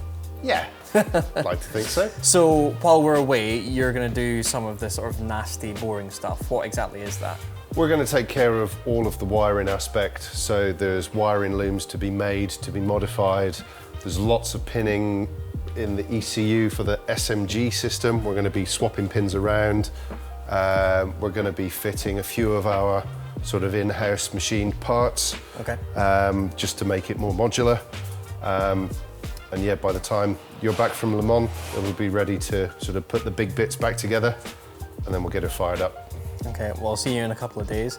Cheers to that. Cheers.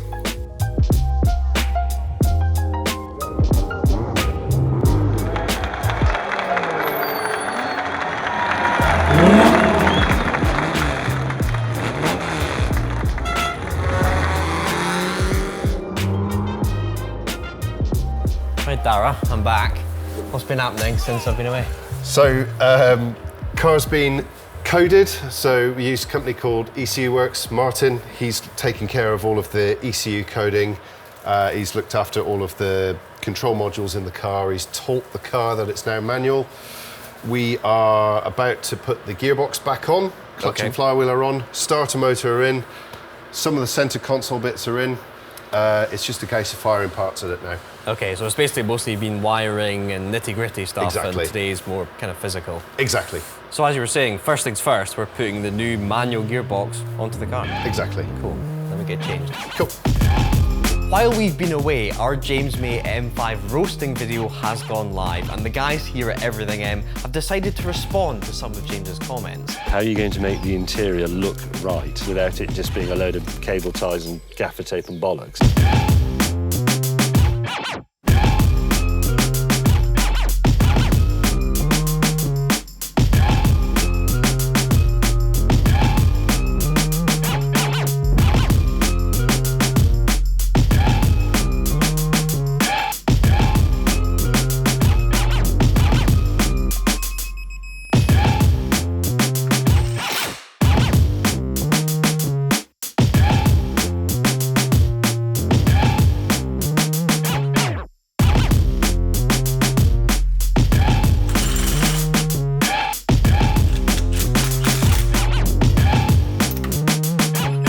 So that's transmission and diff in, and now we're at quite a pivotal part of this swap. What is this? So that's the shift arm that holds the gear stick, selector stick. Yep. So that bolts onto or pins into the back of the gearbox, and that mounts on a bush in the transmission tunnel.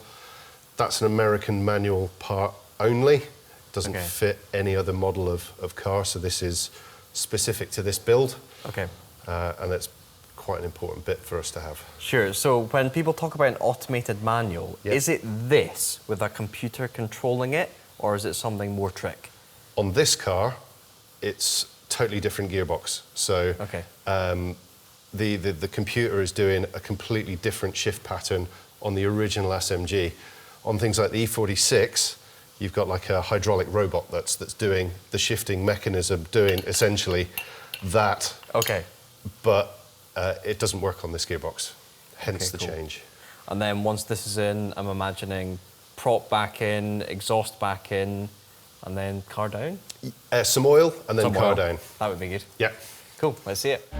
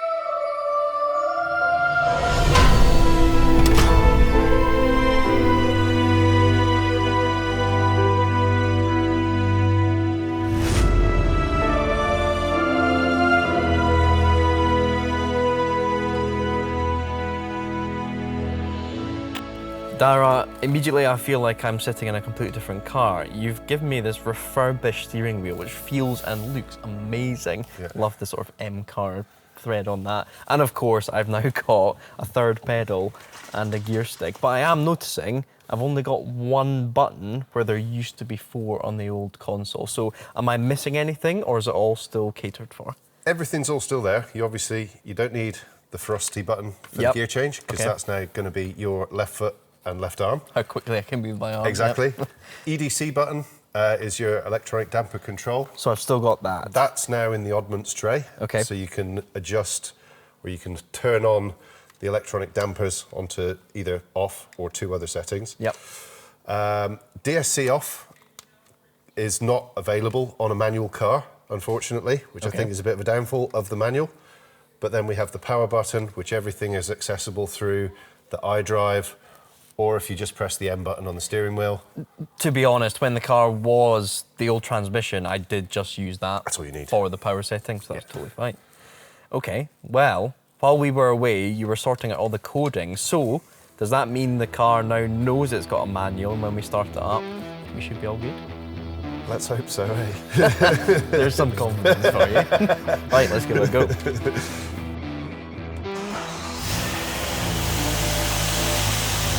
So, everything seems good. Let's go for our first drive.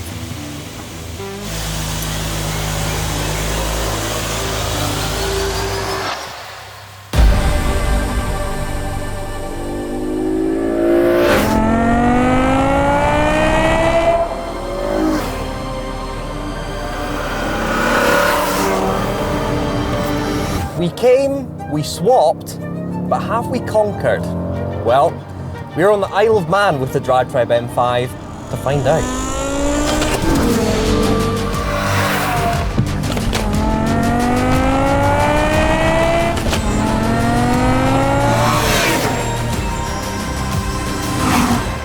Modifying a car can be a scary thing, especially when it's as good an example as this one. Mechanically, our M5 Touring has been absolutely spot on. So changing such a fundamental part of the car may have seemed like a horrible idea to some of you out there.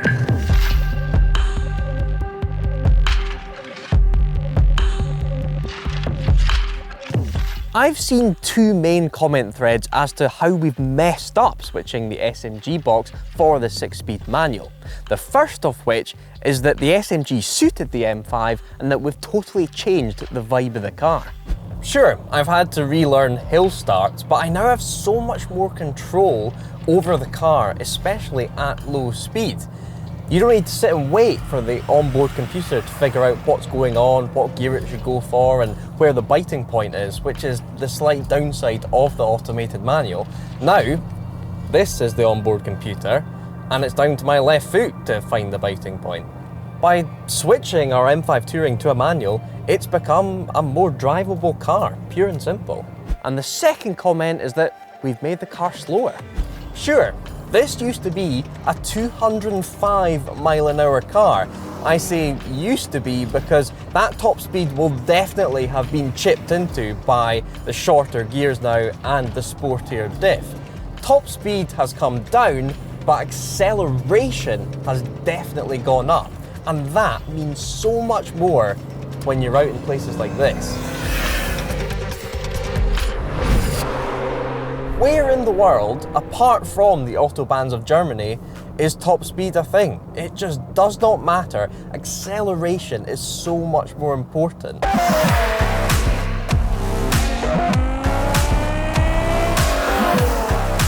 This is a 15-year-old car, and thanks to our very nicely looked after engine and now this manual gearbox, it feels so sharp and so much quicker than it did before. It's as if this 6-speed manual has unshackled the engine from the SMG box. It feels as sharp as ever.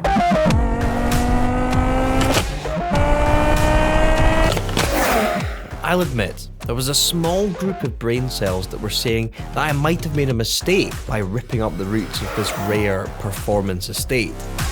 But what we've created, what I think we've stumbled upon, is my new dream car.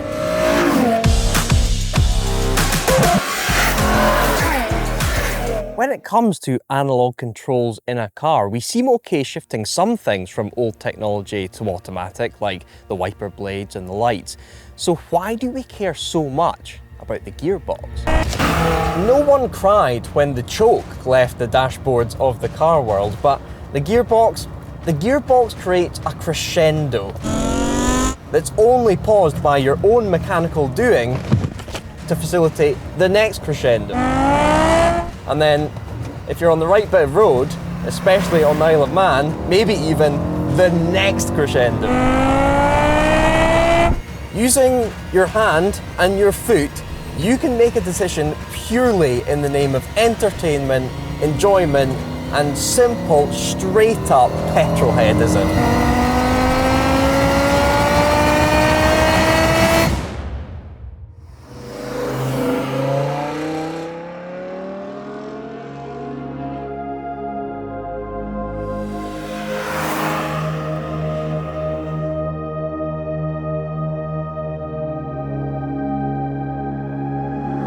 To this day, no piece of motoring media has come close to affecting me more than the end of Top Gear Series 13, simply Clarkson and a V12 Vantage. He said at the time that cars like that Vantage, with manual gearboxes and high cylinder counts, were ceasing to exist. Thankfully, his prediction hasn't quite come true yet, but let's reevaluate that situation now. Every manufacturer these days can't wait to bring out their next EV. Even Ferrari and Lotus are at it. BMW M's biggest rival, AMG, are about to swap their V8 for a 4-cylinder hybrid. With the 2030 ban looming in on us now, I think that running a car like this is only going to get more and more expensive and less socially acceptable. I reckon, given a few years, owning a manual V10 estate car will be seen in the same way that we look at smoking nowadays. I think manual swapping the DRIVETRIBE M5 Touring has been the best thing we could have done, because he may have been over a decade out with his prediction, but I think now we are genuinely facing, as Clarkson once said, an ending. So if you do one thing after watching this video, shut your laptop, put down your phone and go for a drive, and hopefully you'll find as good a road as we've been on today. And if you do, tell me in the comments. I've been Mike, subscribe to DRIVETRIBE and long live the manual gearbox. What a drive! We are off! Must not crash this car. Rick is absolutely on one gear. He's on the green! Where's the car? Where's the car? Where's the car? It's gonna be so good! What is faster, a V10 BMW M5 or a golf ball? Well, this is an old F1 circuit. That is a golf course. Let's find out. Behind the wheel of DRIVETRIBE's BMW M5, we have TV's Richard Hammond. And on the tee, we have the biggest YouTube golfer in the world, Mr. Rick Shields.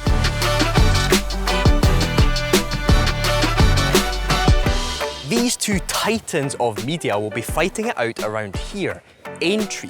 Whack up the drone and you'll see the remnants of the old Formula 1 circuit from the 1950s. And would you know it, they've gone and built a golf course in the middle of it.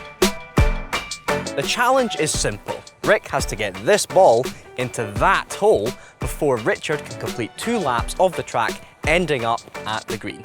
We've done the calculations and this should be a close one. Before we kicked off, I had a quick chat with Richard and Rick to see who was confident.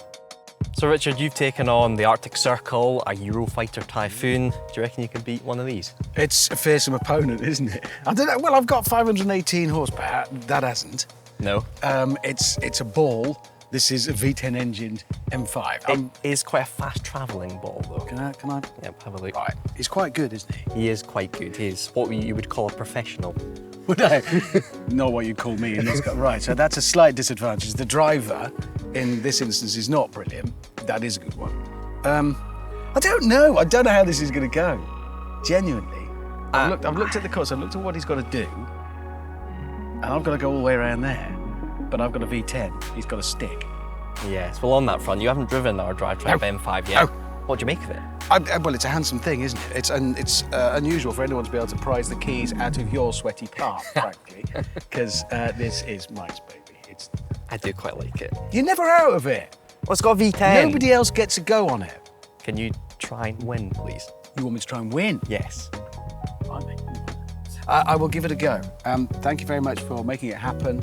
It's a dream come true for so many of us. Okay, good luck. Thank you. I'm going to put my shades on. I look more serious as you drive it. Proper Top Gun. Oh, yeah. Oh, yeah. Right, come on, you. We've got to win. Rick, great to have you on the channel. They say that a round of golf is a marathon, not a sprint, but we're changing that up today. How are you going to approach this hole differently than you'd normally play it? Yeah, this is definitely going to be a sprint today. The advantage is, I think my club head speed and my ball speed will match that. Yes. I just don't know if my speed will level the playing fields a little bit. I think I've got to play aggressive. I think I'm going to hit driver. I'm going to hit it hard. There's a ditch that I've got to try and hit over. And if I can get over that, yeah, I fancy my chances. Okay, so it is a 400-ish yard par 4. How many shots do you reckon it's going to take you?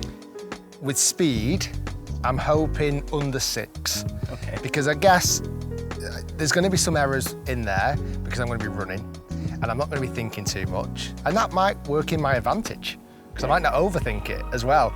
But if I can hit and just run and go for it, I'm going to strip my bag down. I'm going to choose less golf clubs to take out with me. So you're going lightweight? I'm going to go lightweight. I've got a smaller bag ready to go. And then we're just going to go for it. I think it's going to be really close. Okay, cool. Well, good luck. Here's your ammo. Thank you very much. I'll need it. Play well. Thanks, pal.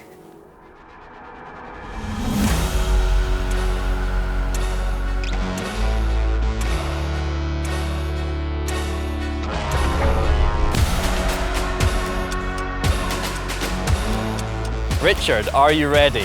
I'm ready. Rick, are you ready? I am. Okay. 3, 2, 1, go! And we're off. What a drive that is from Rick Shields. What a drive. We are off. Rick's acceleration off the line, simply awesome as he launches it. That is unbeatable, but right, bearing in mind this is the hole, so that actually is the finish point. I've got to stop there. The only thing is I've got to do 2 laps in the meantime. Rick is absolutely on one here. I thought I was a sprinter. Go on, Rick. Listen to that V10. Now I can't see him obviously for most of this race. I've no idea where he is and how he's doing. 120, I'm going to start braking here. Must not crash this car. Has he cleared the ditch? He has. He's hit his drive at least 270 yards. What if he's done a hole-in-one? I mean, if he's done a hole-in-one, I've had it. Right, I'm looking out for it. There he is. Here comes Richard, that one. We're done in the ditch. There's the ball. He's cleared the ditch. Now, can he keep his composure? Oh, no. It's going left. It's going left. Oh, listen to that howl. He's only going to be feet from that hole. I've still got a whole lap to do to get to it. Can he recover from the chunk? I can hear the S85 V10 on the other side of the track. It looked like a good shot. Oh, it's just short. Right, I just need him to drop one shot. He's got the putter out. One corner left. This is going to be tight. Where is he? Where is he? Come on, come on, come on, come on, come on, come on. Where's the car? Where's the car? Where's the car? He's there. Oh, he's on the green. He's on the green. Rick Shields. Oh, he's left himself a foot. Oh, this is going to be just closer than close. Here comes Richard Hammond. Rick Shields with a putt. It's going to be so close. It's in! And it's a victory just for golf. Wow, that was close. I'm afraid, Richard, golf has taken it this time. Golf wins. Golf wins. That was close. I got off to a great start. Yeah. I hit a fantastic tee shot. By the way. I saw your start. I mean, your ball left the line with some alacrity, but then you have to, oh, you're tired and sweaty. I had to then run, yeah, so I shot off as fast as I could run. It got over the ditch, I then duffed it. Luckily, it only came up here. It was nearly on the road. We nearly shared racetrack. That's a bad thing. I only needed you to make one proper mistake. If I'd have found a tree or a bunker or hit it offline, it would have been, I think you would have got me. It's unsporting of me to say this, but I really wanted to stop here at the hole in the car and see you in there and just sand coming. I would start beeping. You should have started beeping, putting me off. Okay, it's not the end of the war, but you won the battle. Yes. Golf beats, I'm sorry. Yeah. I let your car down. Golf 1, cars 0. Yeah, I mean, I haven't broken it. How was the aircon in there? Because we're struggling. It wasn't bad, actually. And I have to say, the bolstered seats are nice. Absolutely. Often they're too subtle. They're not, you didn't have that. I feel like the forfeit should be, Oh, here we go. I'm Richard Hammond and I love golf. Now we're talking. Richard, the floor is yours. I'm Richard Hammond and I love going fast in car. I'm Richard Hammond. I'm Richard Hammond. I love golf. There we go. Very good. I love that one. Thank you, sir. Well done. A few weeks ago, we filmed what was our favourite video so far this year. It was Richard Hammond in the DRIVETRIBE M5 against a pro golfer, and I'm not joking, within a minute of driving it, he broke it.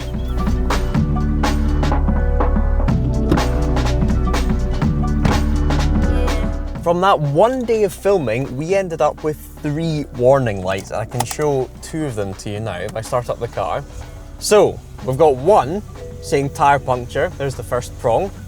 Then we have another one saying restraint systems. So the tyre puncture one is because we put bigger Bridgestone tyres on it and the computer doesn't like the pressures that they're at, so we just need to recalibrate that. The restraint systems, that's because I imagine Richard had to move the seat and has just pringed either a switch or a fuse underneath the seat that's connected to the airbag system. So again, not that big an issue. Then there was the big one. Richard came in, literally, after 1 lap of the Aintree F1 track.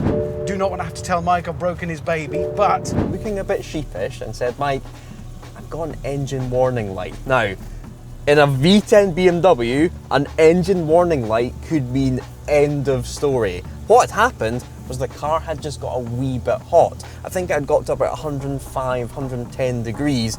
It shows that the cooling system in this car could do with a bit of an overhaul. So we're here at Everything M in Banbury to get it sorted. So Dara, the car got a little bit hot. It didn't overheat, it just crept up a bit. Yep. What do you reckon caused that? Original kit probably on the car. You normally find there's a lot of crud, you know, in between the radiators. Might find that some of the aluminium's corroded and the fins aren't working as they should. Okay. So old stuff, hot car, it's best to refresh. I mean, it was a pretty serious test. Like basically a full track day, 8,000 RPM in 33 degrees. Like that's pretty It's going to do big test for a 2007 car. Yeah. Okay, so this is basically everything fresh to go on the car within the cooling system. So radiator, I can't get over how big this is. Yes, yes. Engine oil cooler. Yep. Aircon. Aircon. And then water pump, thermostat. Yes. Cool, and then we've got the little silly things. So the airbag light and the tyre puncture warning. What's the situation with those? Airbag light is going to be the seatbelt pretensioners. Okay. German so that's order. Just ping, does it? That's Yes. just, Yeah. So we've ordered some new ones. They're coming from Germany. They're going to take 5 to 10 days, unfortunately. Okay, so we'll get to that down the line. Exactly. And tyre pressure monitor, we'll just reset the system. Cool, perfect. Well, my favourite subject in engineering was thermodynamics, so I like cooling and heating stuff. So yeah, looking forward to it.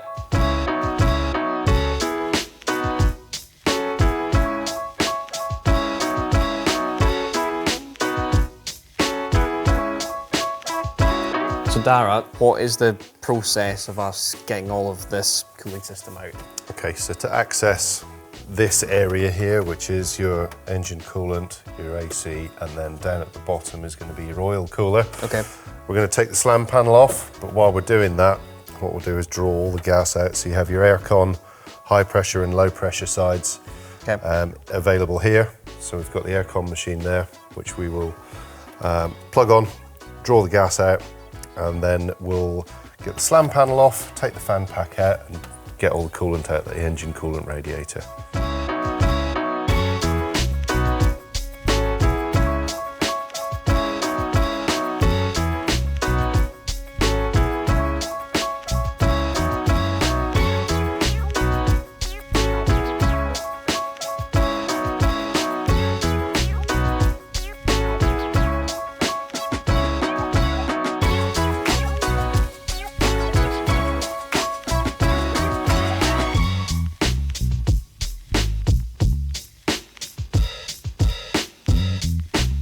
While the guys are sorting out all the nasty little electronic bits, I've got another mission to go on.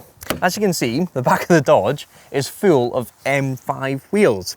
Richard has caused all of those issues, and Ben Collins, when he drove the car, accidentally went slightly off-roading and bent one of the wheels. When we were getting the new Bridgestones put on them, actually it turned out that 3 out of the 4 wheels on the car were kind of squared off on one side. So let's get these refurbed and make them a bit rounder. Just down the road are the legends at SGM, who are absolute ninjas at repairing wheels. With the tyres off, their special rig measured the wheels to find the buckled sections. Then, using heat and a precise hydraulic press, each wheel was massaged back into shape.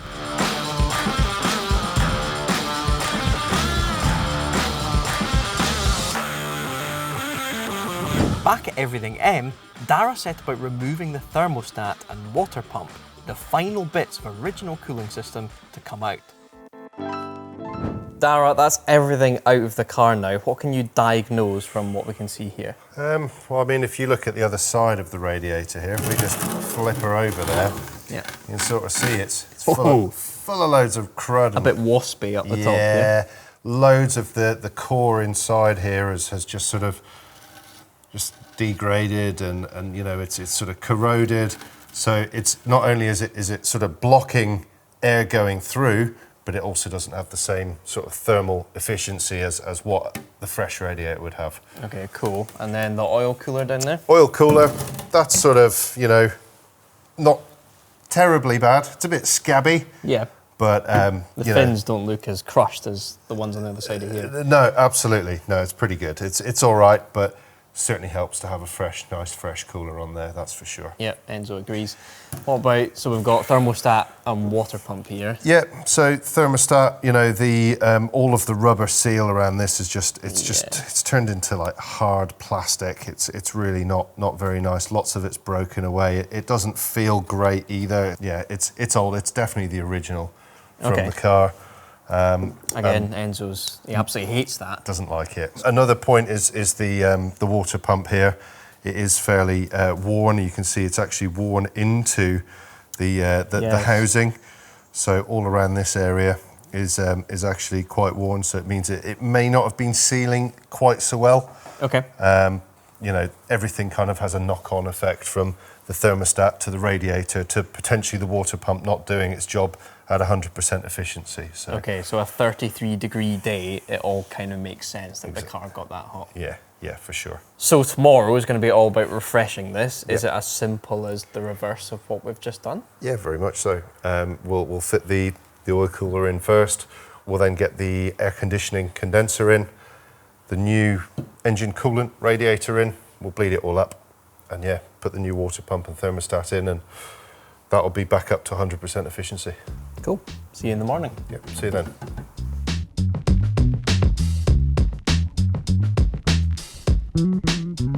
Good morning, welcome to day 2. Enzo's found a stick for breakfast, and today is going to be all about rebuilding the M5. Is that yummy? Oh yeah.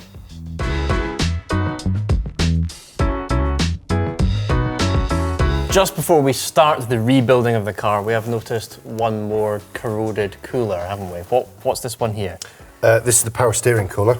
Okay. It's definitely seen better days. Yes, so we weren't going to replace this one, but now that we've seen it, she's a bit scabby. Yeah, so she will be a little bit leaky. Oh God. So I mean, this, if I just keep pulling on that, yeah, I mean, that is not good. That's not what a heat exchanger should look like. But that's just classic 15 years of wear and tear, essentially. Yeah, it's at the front of the stack as well, so it's just getting pummeled by road dirt, salt, debris, whatever. So, yeah. Okay, so we replace this first and then everything else follows. Exactly that, yeah. Cool.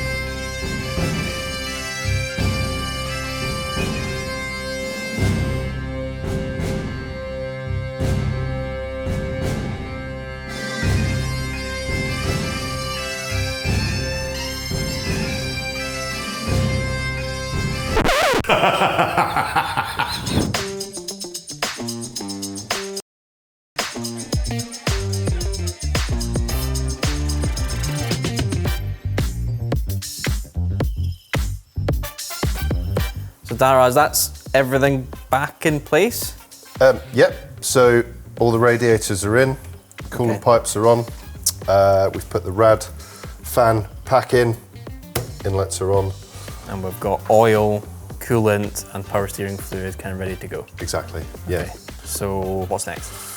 Runner up, make sure the power steering doesn't run dry, so we'll have someone ready just to top that up as that's running.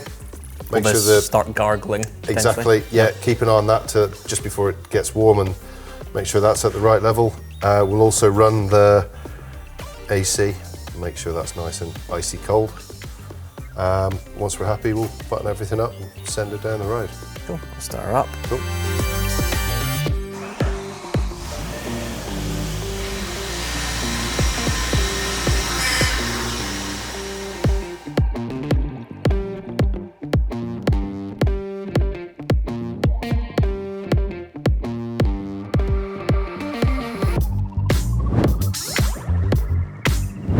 With the liquidy bits done and dusted, Dara plugged the car in to sort out something that has been bothering him since the manual swap, the ability to switch off traction control. When we first installed the manual, the car lost the button needed to put the car in its middle ground MDM mode as well as full DSC off nutter mode. After a bit of coding, Dara cracked it. Right, so... Turn on the engine? Yep. So, we'll go into the iDrive system. Yep. We're going to go to mDrive. So that is once I pressed my M button. Yes, right? indeed, yeah. We're going to run, however you want to run EDC. So comfort, I find on the road is better. Yeah, UK roads especially. UK, yeah. DSC, we're running as M dynamic mode. So if you press the M mode on the steering wheel, you now have an MDM light up on the dash. So that is like sort of semi-traction control, right? Yeah, it's like M-track mode. It allows a little bit more slip. And then we'll go to off, and you'll have your warning triangle with the circle. That is psycho mode. Yeah, that's stick mode. Yeah, okay. So that's DSC fully off. Okay. Burnouts, donuts, whatever you wish. So that means that if anyone brings their car here to get the manual treatment like what we've had, you can do this programming and they'll have the full functionality. Exactly. Cool. So having switched on the car, I've still got the airbag light, but you've figured out it's probably a seat belt. Yep, seat belt retensioner, so swap that out. Okay. And that'll get rid of your airbag light. But that's apart from Germany, so we'll get to that down the line. Absolutely.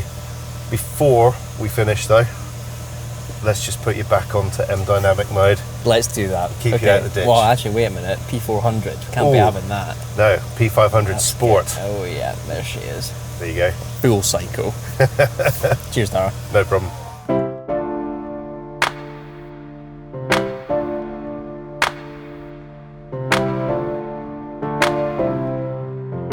Good morning, it's an early start for us today. We're taking the DRIVETRIBE M5 back home to Germany.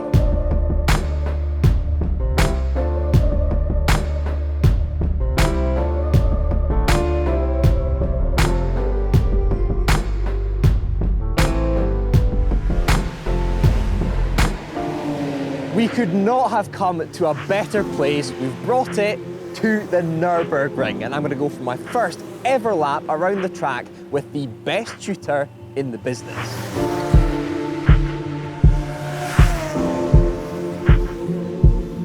Misha, thanks for having us. Is it fair to say that you are the YouTube king of the ring? Ooh, I'm gonna start blushing probably. I have the shoes. Well, when it comes to YouTube, yes, I probably am the YouTuber with the most amount of laps in the most variety of cars. Good. On average, I do like 1,000 laps a year, so you could say like over 5,000 laps so far that we had. Okay. So yeah, I have some. I know where to go left and right. Okay, and you're going to be adding to those laps in this car because you're going to be driving this in one of your own videos as well. And I'm super excited because it's going to be the first time I'll be driving an E61 M5 with a manual. Exactly. So this is my first ever lap of the Nurburgring. What on earth do I need to know? Good question. I was hoping you would be a bit more prepared, but I'll guide you through the basics. So first of all, you are here during the public session, the tourist driving. Yes. So that you need to know that the basic road rules apply here as well as on the road. Okay. So no overtaking on the right, make sure to overtake only on the left. Also leave space for faster cars. So whenever there's a fast car behind you, don't try to block them on the ideal line, but stay on the right side, look ahead of you, turn the indicator to the right and let them pass. Okay. One of the most intimidating things for you, probably also going to be on such a busy day, is the traffic that's coming up behind us. Yes. People with GT3 RSs, GT2 RSs, speed differences of maybe even 120 miles per hour certain sections, you know? So mirrors at all times. Yes. No, yeah, you look in the mirror and you stay on the right. That's the next issue, because you might be looking, okay, where's the car, where's the car, where's the car? Oh, why am I in the barrier? Because you're not looking ahead of me, you know? So that's important, and keep in mind that other cars behind you want to crash into you less than you want them to crash into you. So they will make sure to make a safe pass, you just leave them space and indicate. Communication is very important on the track. Okay. So I think that's the most important thing, and final thing is make sure to have fun. Don't try to impress anyone, because there's always someone faster out there. All the records have been broken. Okay. And even if you do something impressive today, everyone will forget about it already tonight. Okay. But your mistakes and fails, they will end up on YouTube for years and years to come. So. Okay, I'm gonna go for a nervous pee and then we'll crack on. Let's do it.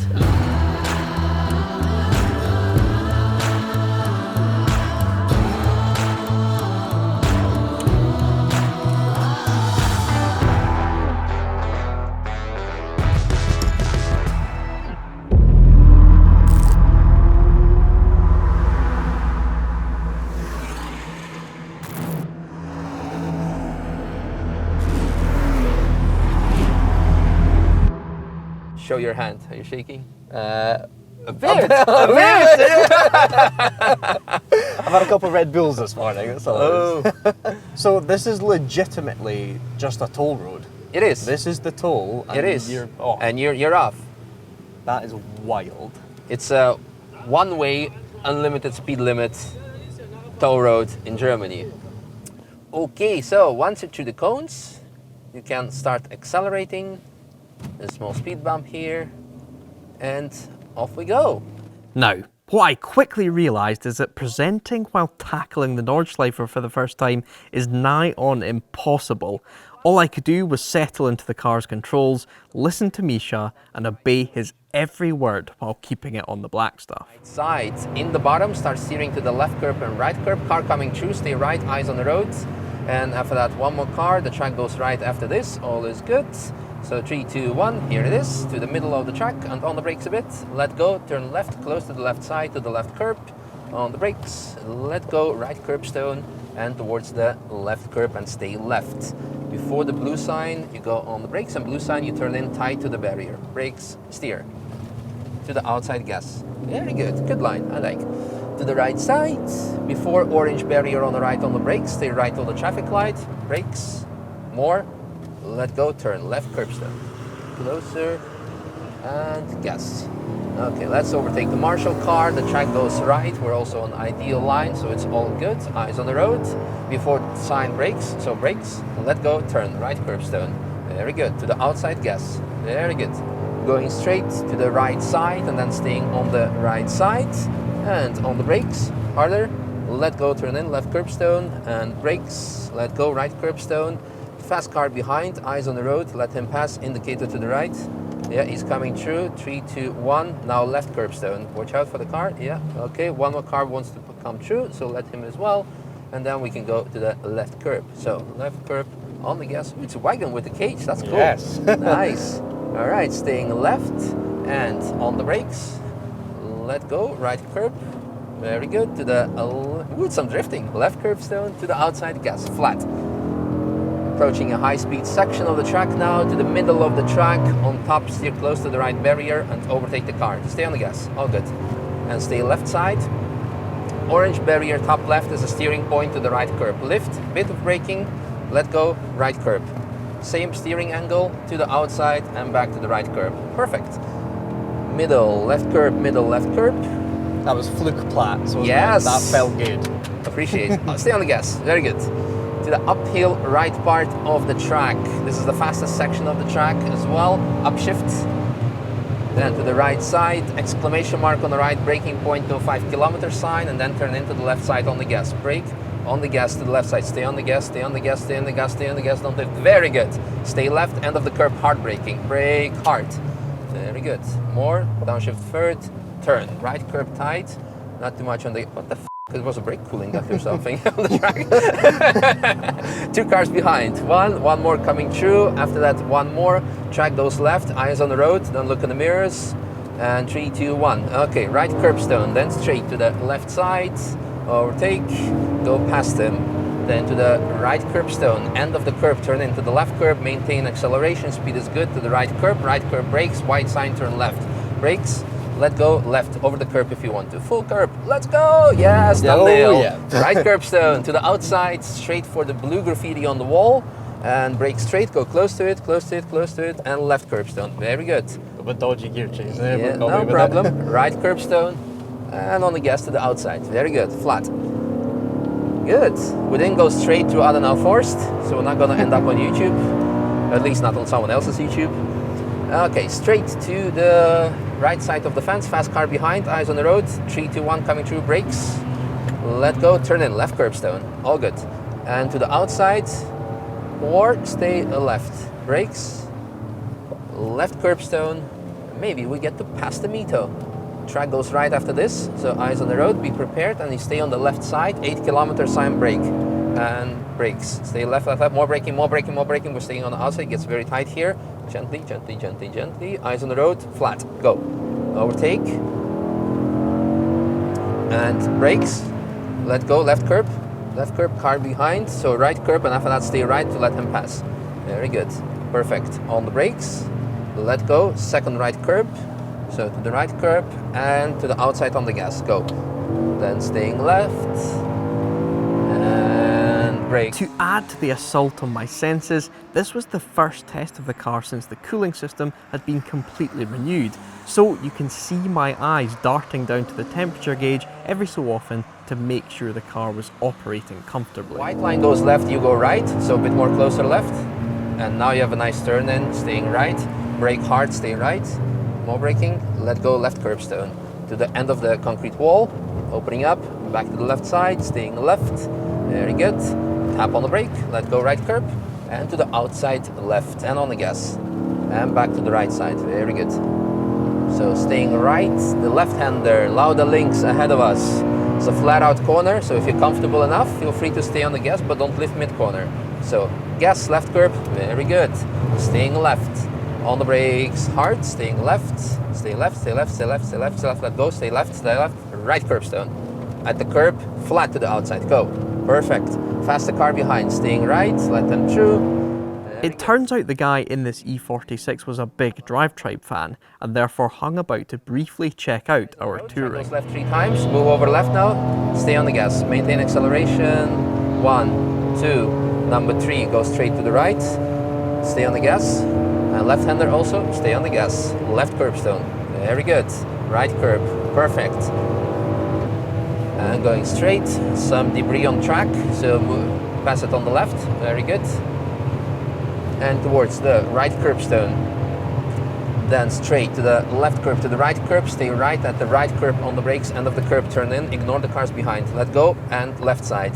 And to the outside, and then stay right and eyes on the road. Stay right, let them pass, very good. 3, 2, 1, car next to you, second coming through. Once it comes through, do left, go left, and now right curb, no braking, to the left fence.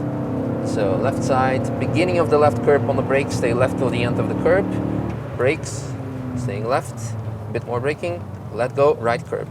Close to the curb, after the curb, open up to the outside, gas smoothly, flat. To the right side of the fence, ahead of you, aim for the photographer, and brakes, and going straight onto the carousel, stay on a concrete bit, at the exit, the right corner of the plate should be in the middle of the car, and right curb, very good. 2 fast cars behind, stay right, eyes on the road, track goes right, let them pass.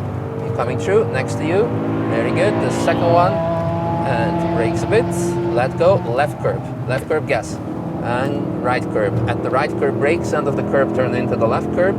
So braking, let go, turning in left curbstone to the right curbstone, and to the left side, and stay left till the white sign 151, and on the brakes, let go, right curbstone, go and gas and overtake the car while you're doing like this. Perfect. You see, left curbstone, very good. Caution, brakes, smoothly. We were staying on the outside because of him. Caution, brakes, tight left, on the curb, go on the curb, all good. Go right curb, full on the curb, full on. Very good. Left fence, fence brake, stay left. Brakes, let go, right curbstone. Gas to the outside, back right side, middle, brakes. More, let go, left curb, ignore the car behind for now, staying left, brake, stay left, let go, right curb, and here, stay right, let them pass. Okay, once he goes through, you move over to the left, brakes to the left a bit, let go, right curb, very good. Gas to the outside, flat, and back to the right side. Staying right till the yellow graffiti on the tarmac, and brake, stay right, left curbstone, closer to the outside right curb, you can go on it if you want to. Then to the fence on the right ahead of you, 169, and then left curb, speed is fine, no braking. Left curbstone, at the left curb, just a bit. Actually after the jump we can brake, so don't brake before the jump. No, all good, brake a bit, enough, right curb. There are so many dodgy cambers and undulations around nearly every corner here that it is clearly vital to position your car properly on track and know when to brake, but especially know when not to brake. Orange flag, turning point to the right curbstone. Right curb, and gas, speed is fine, straight, very good.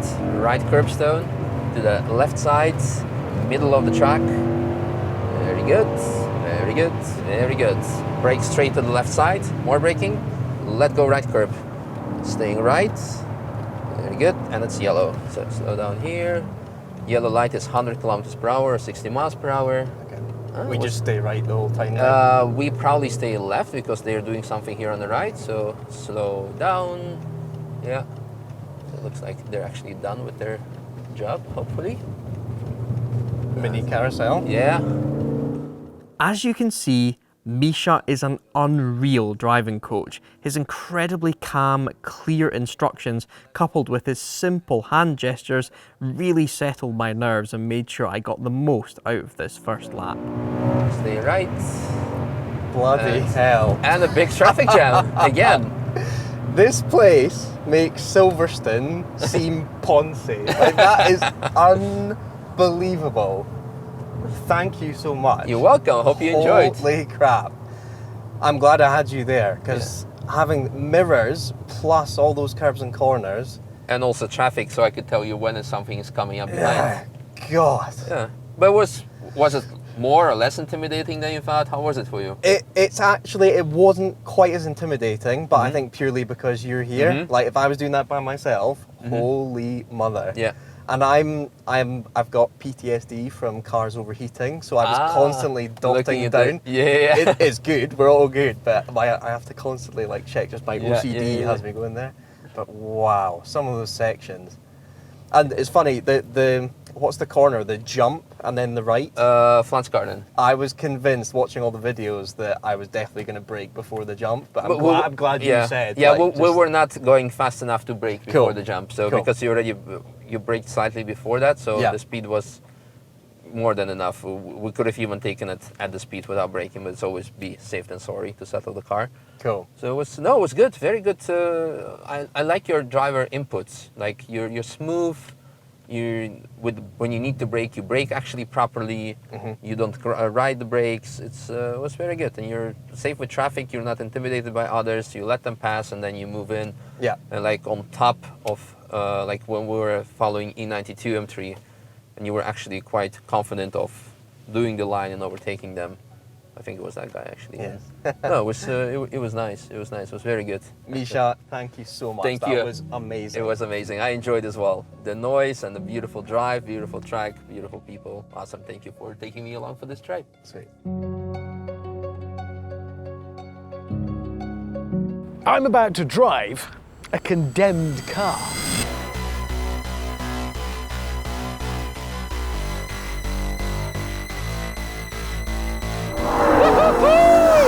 The roof lining wrote off the car.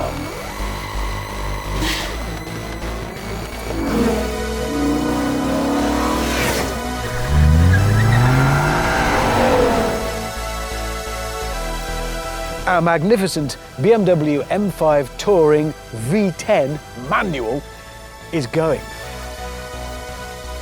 It's been a great car for us throughout 2022 since it arrived in February. We've rebuilt it, raced it around a Formula One track, taken it to the Nurburgring, the Isle of Man, and best of all, done what BMW didn't have the foresight to do in the factory. We have turned it into a BMW M5 Touring V10 manual.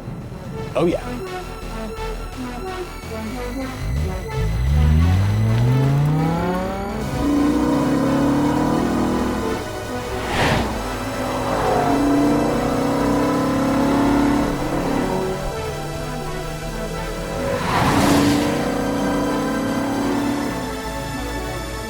Well, now, I should be totally honest because this video is effectively a eulogy for the M5 at the end of its time with us, so facts matter.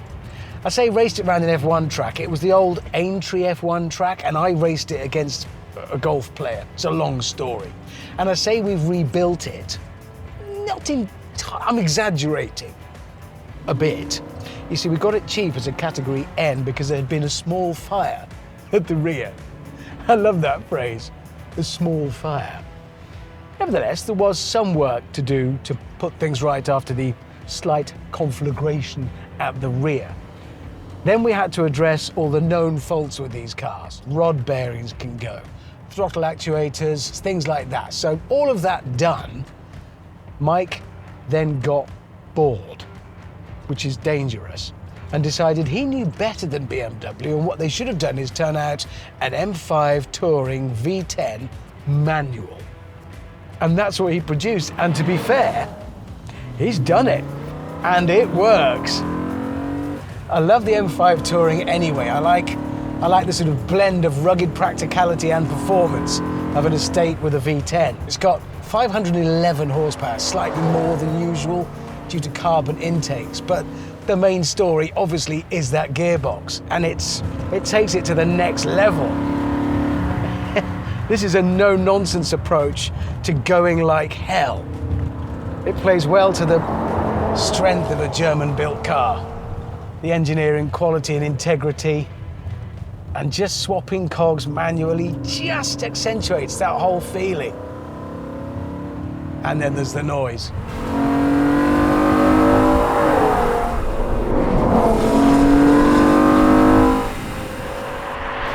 I go through life telling myself favourite sound from any engine, straight 6, ideally Jaguar XK.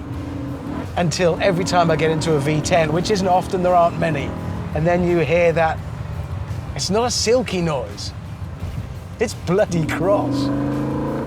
It's a snarl, nothing snarls quite the same way as a V10.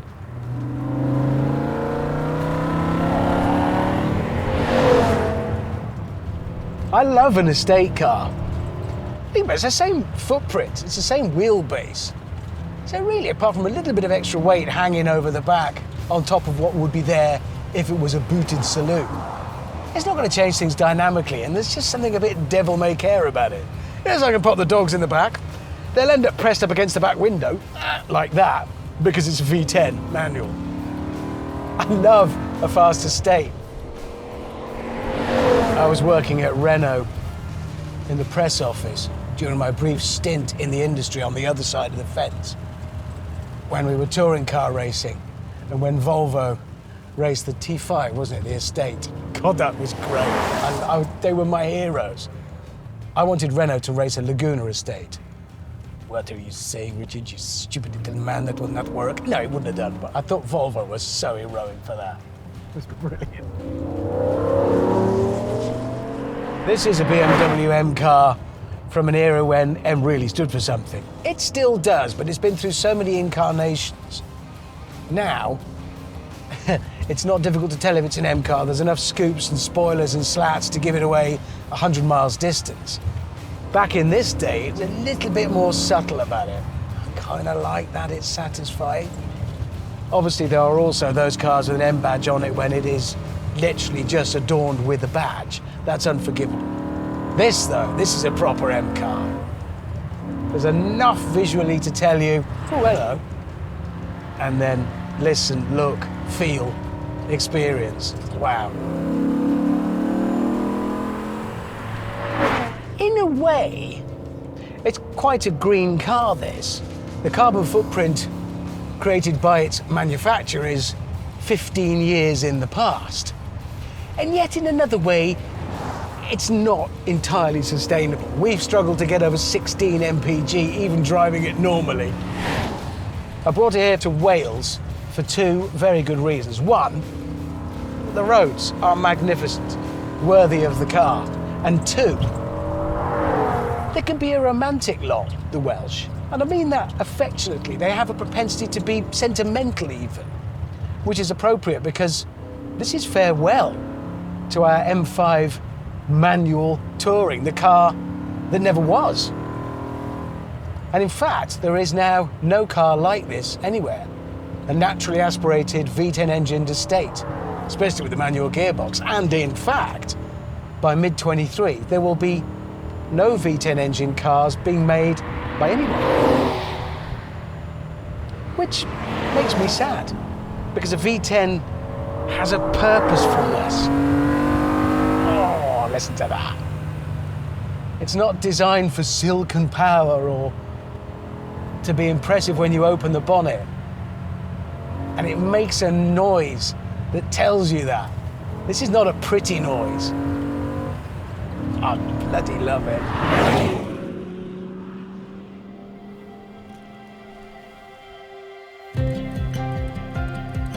We will all miss it when it's sold. I know Mike will. The keys have left a permanent imprint in his palm, so firm has his grip been on them over the last 10 months. In fact, this, my last drive in it, is also only my second. But now it must go and find a new home, and Mike must find a new ride. And I think I know what it's going to be. It is quite a contrast. Anyway, for now it is farewell, lusty M5. It's a moving moment.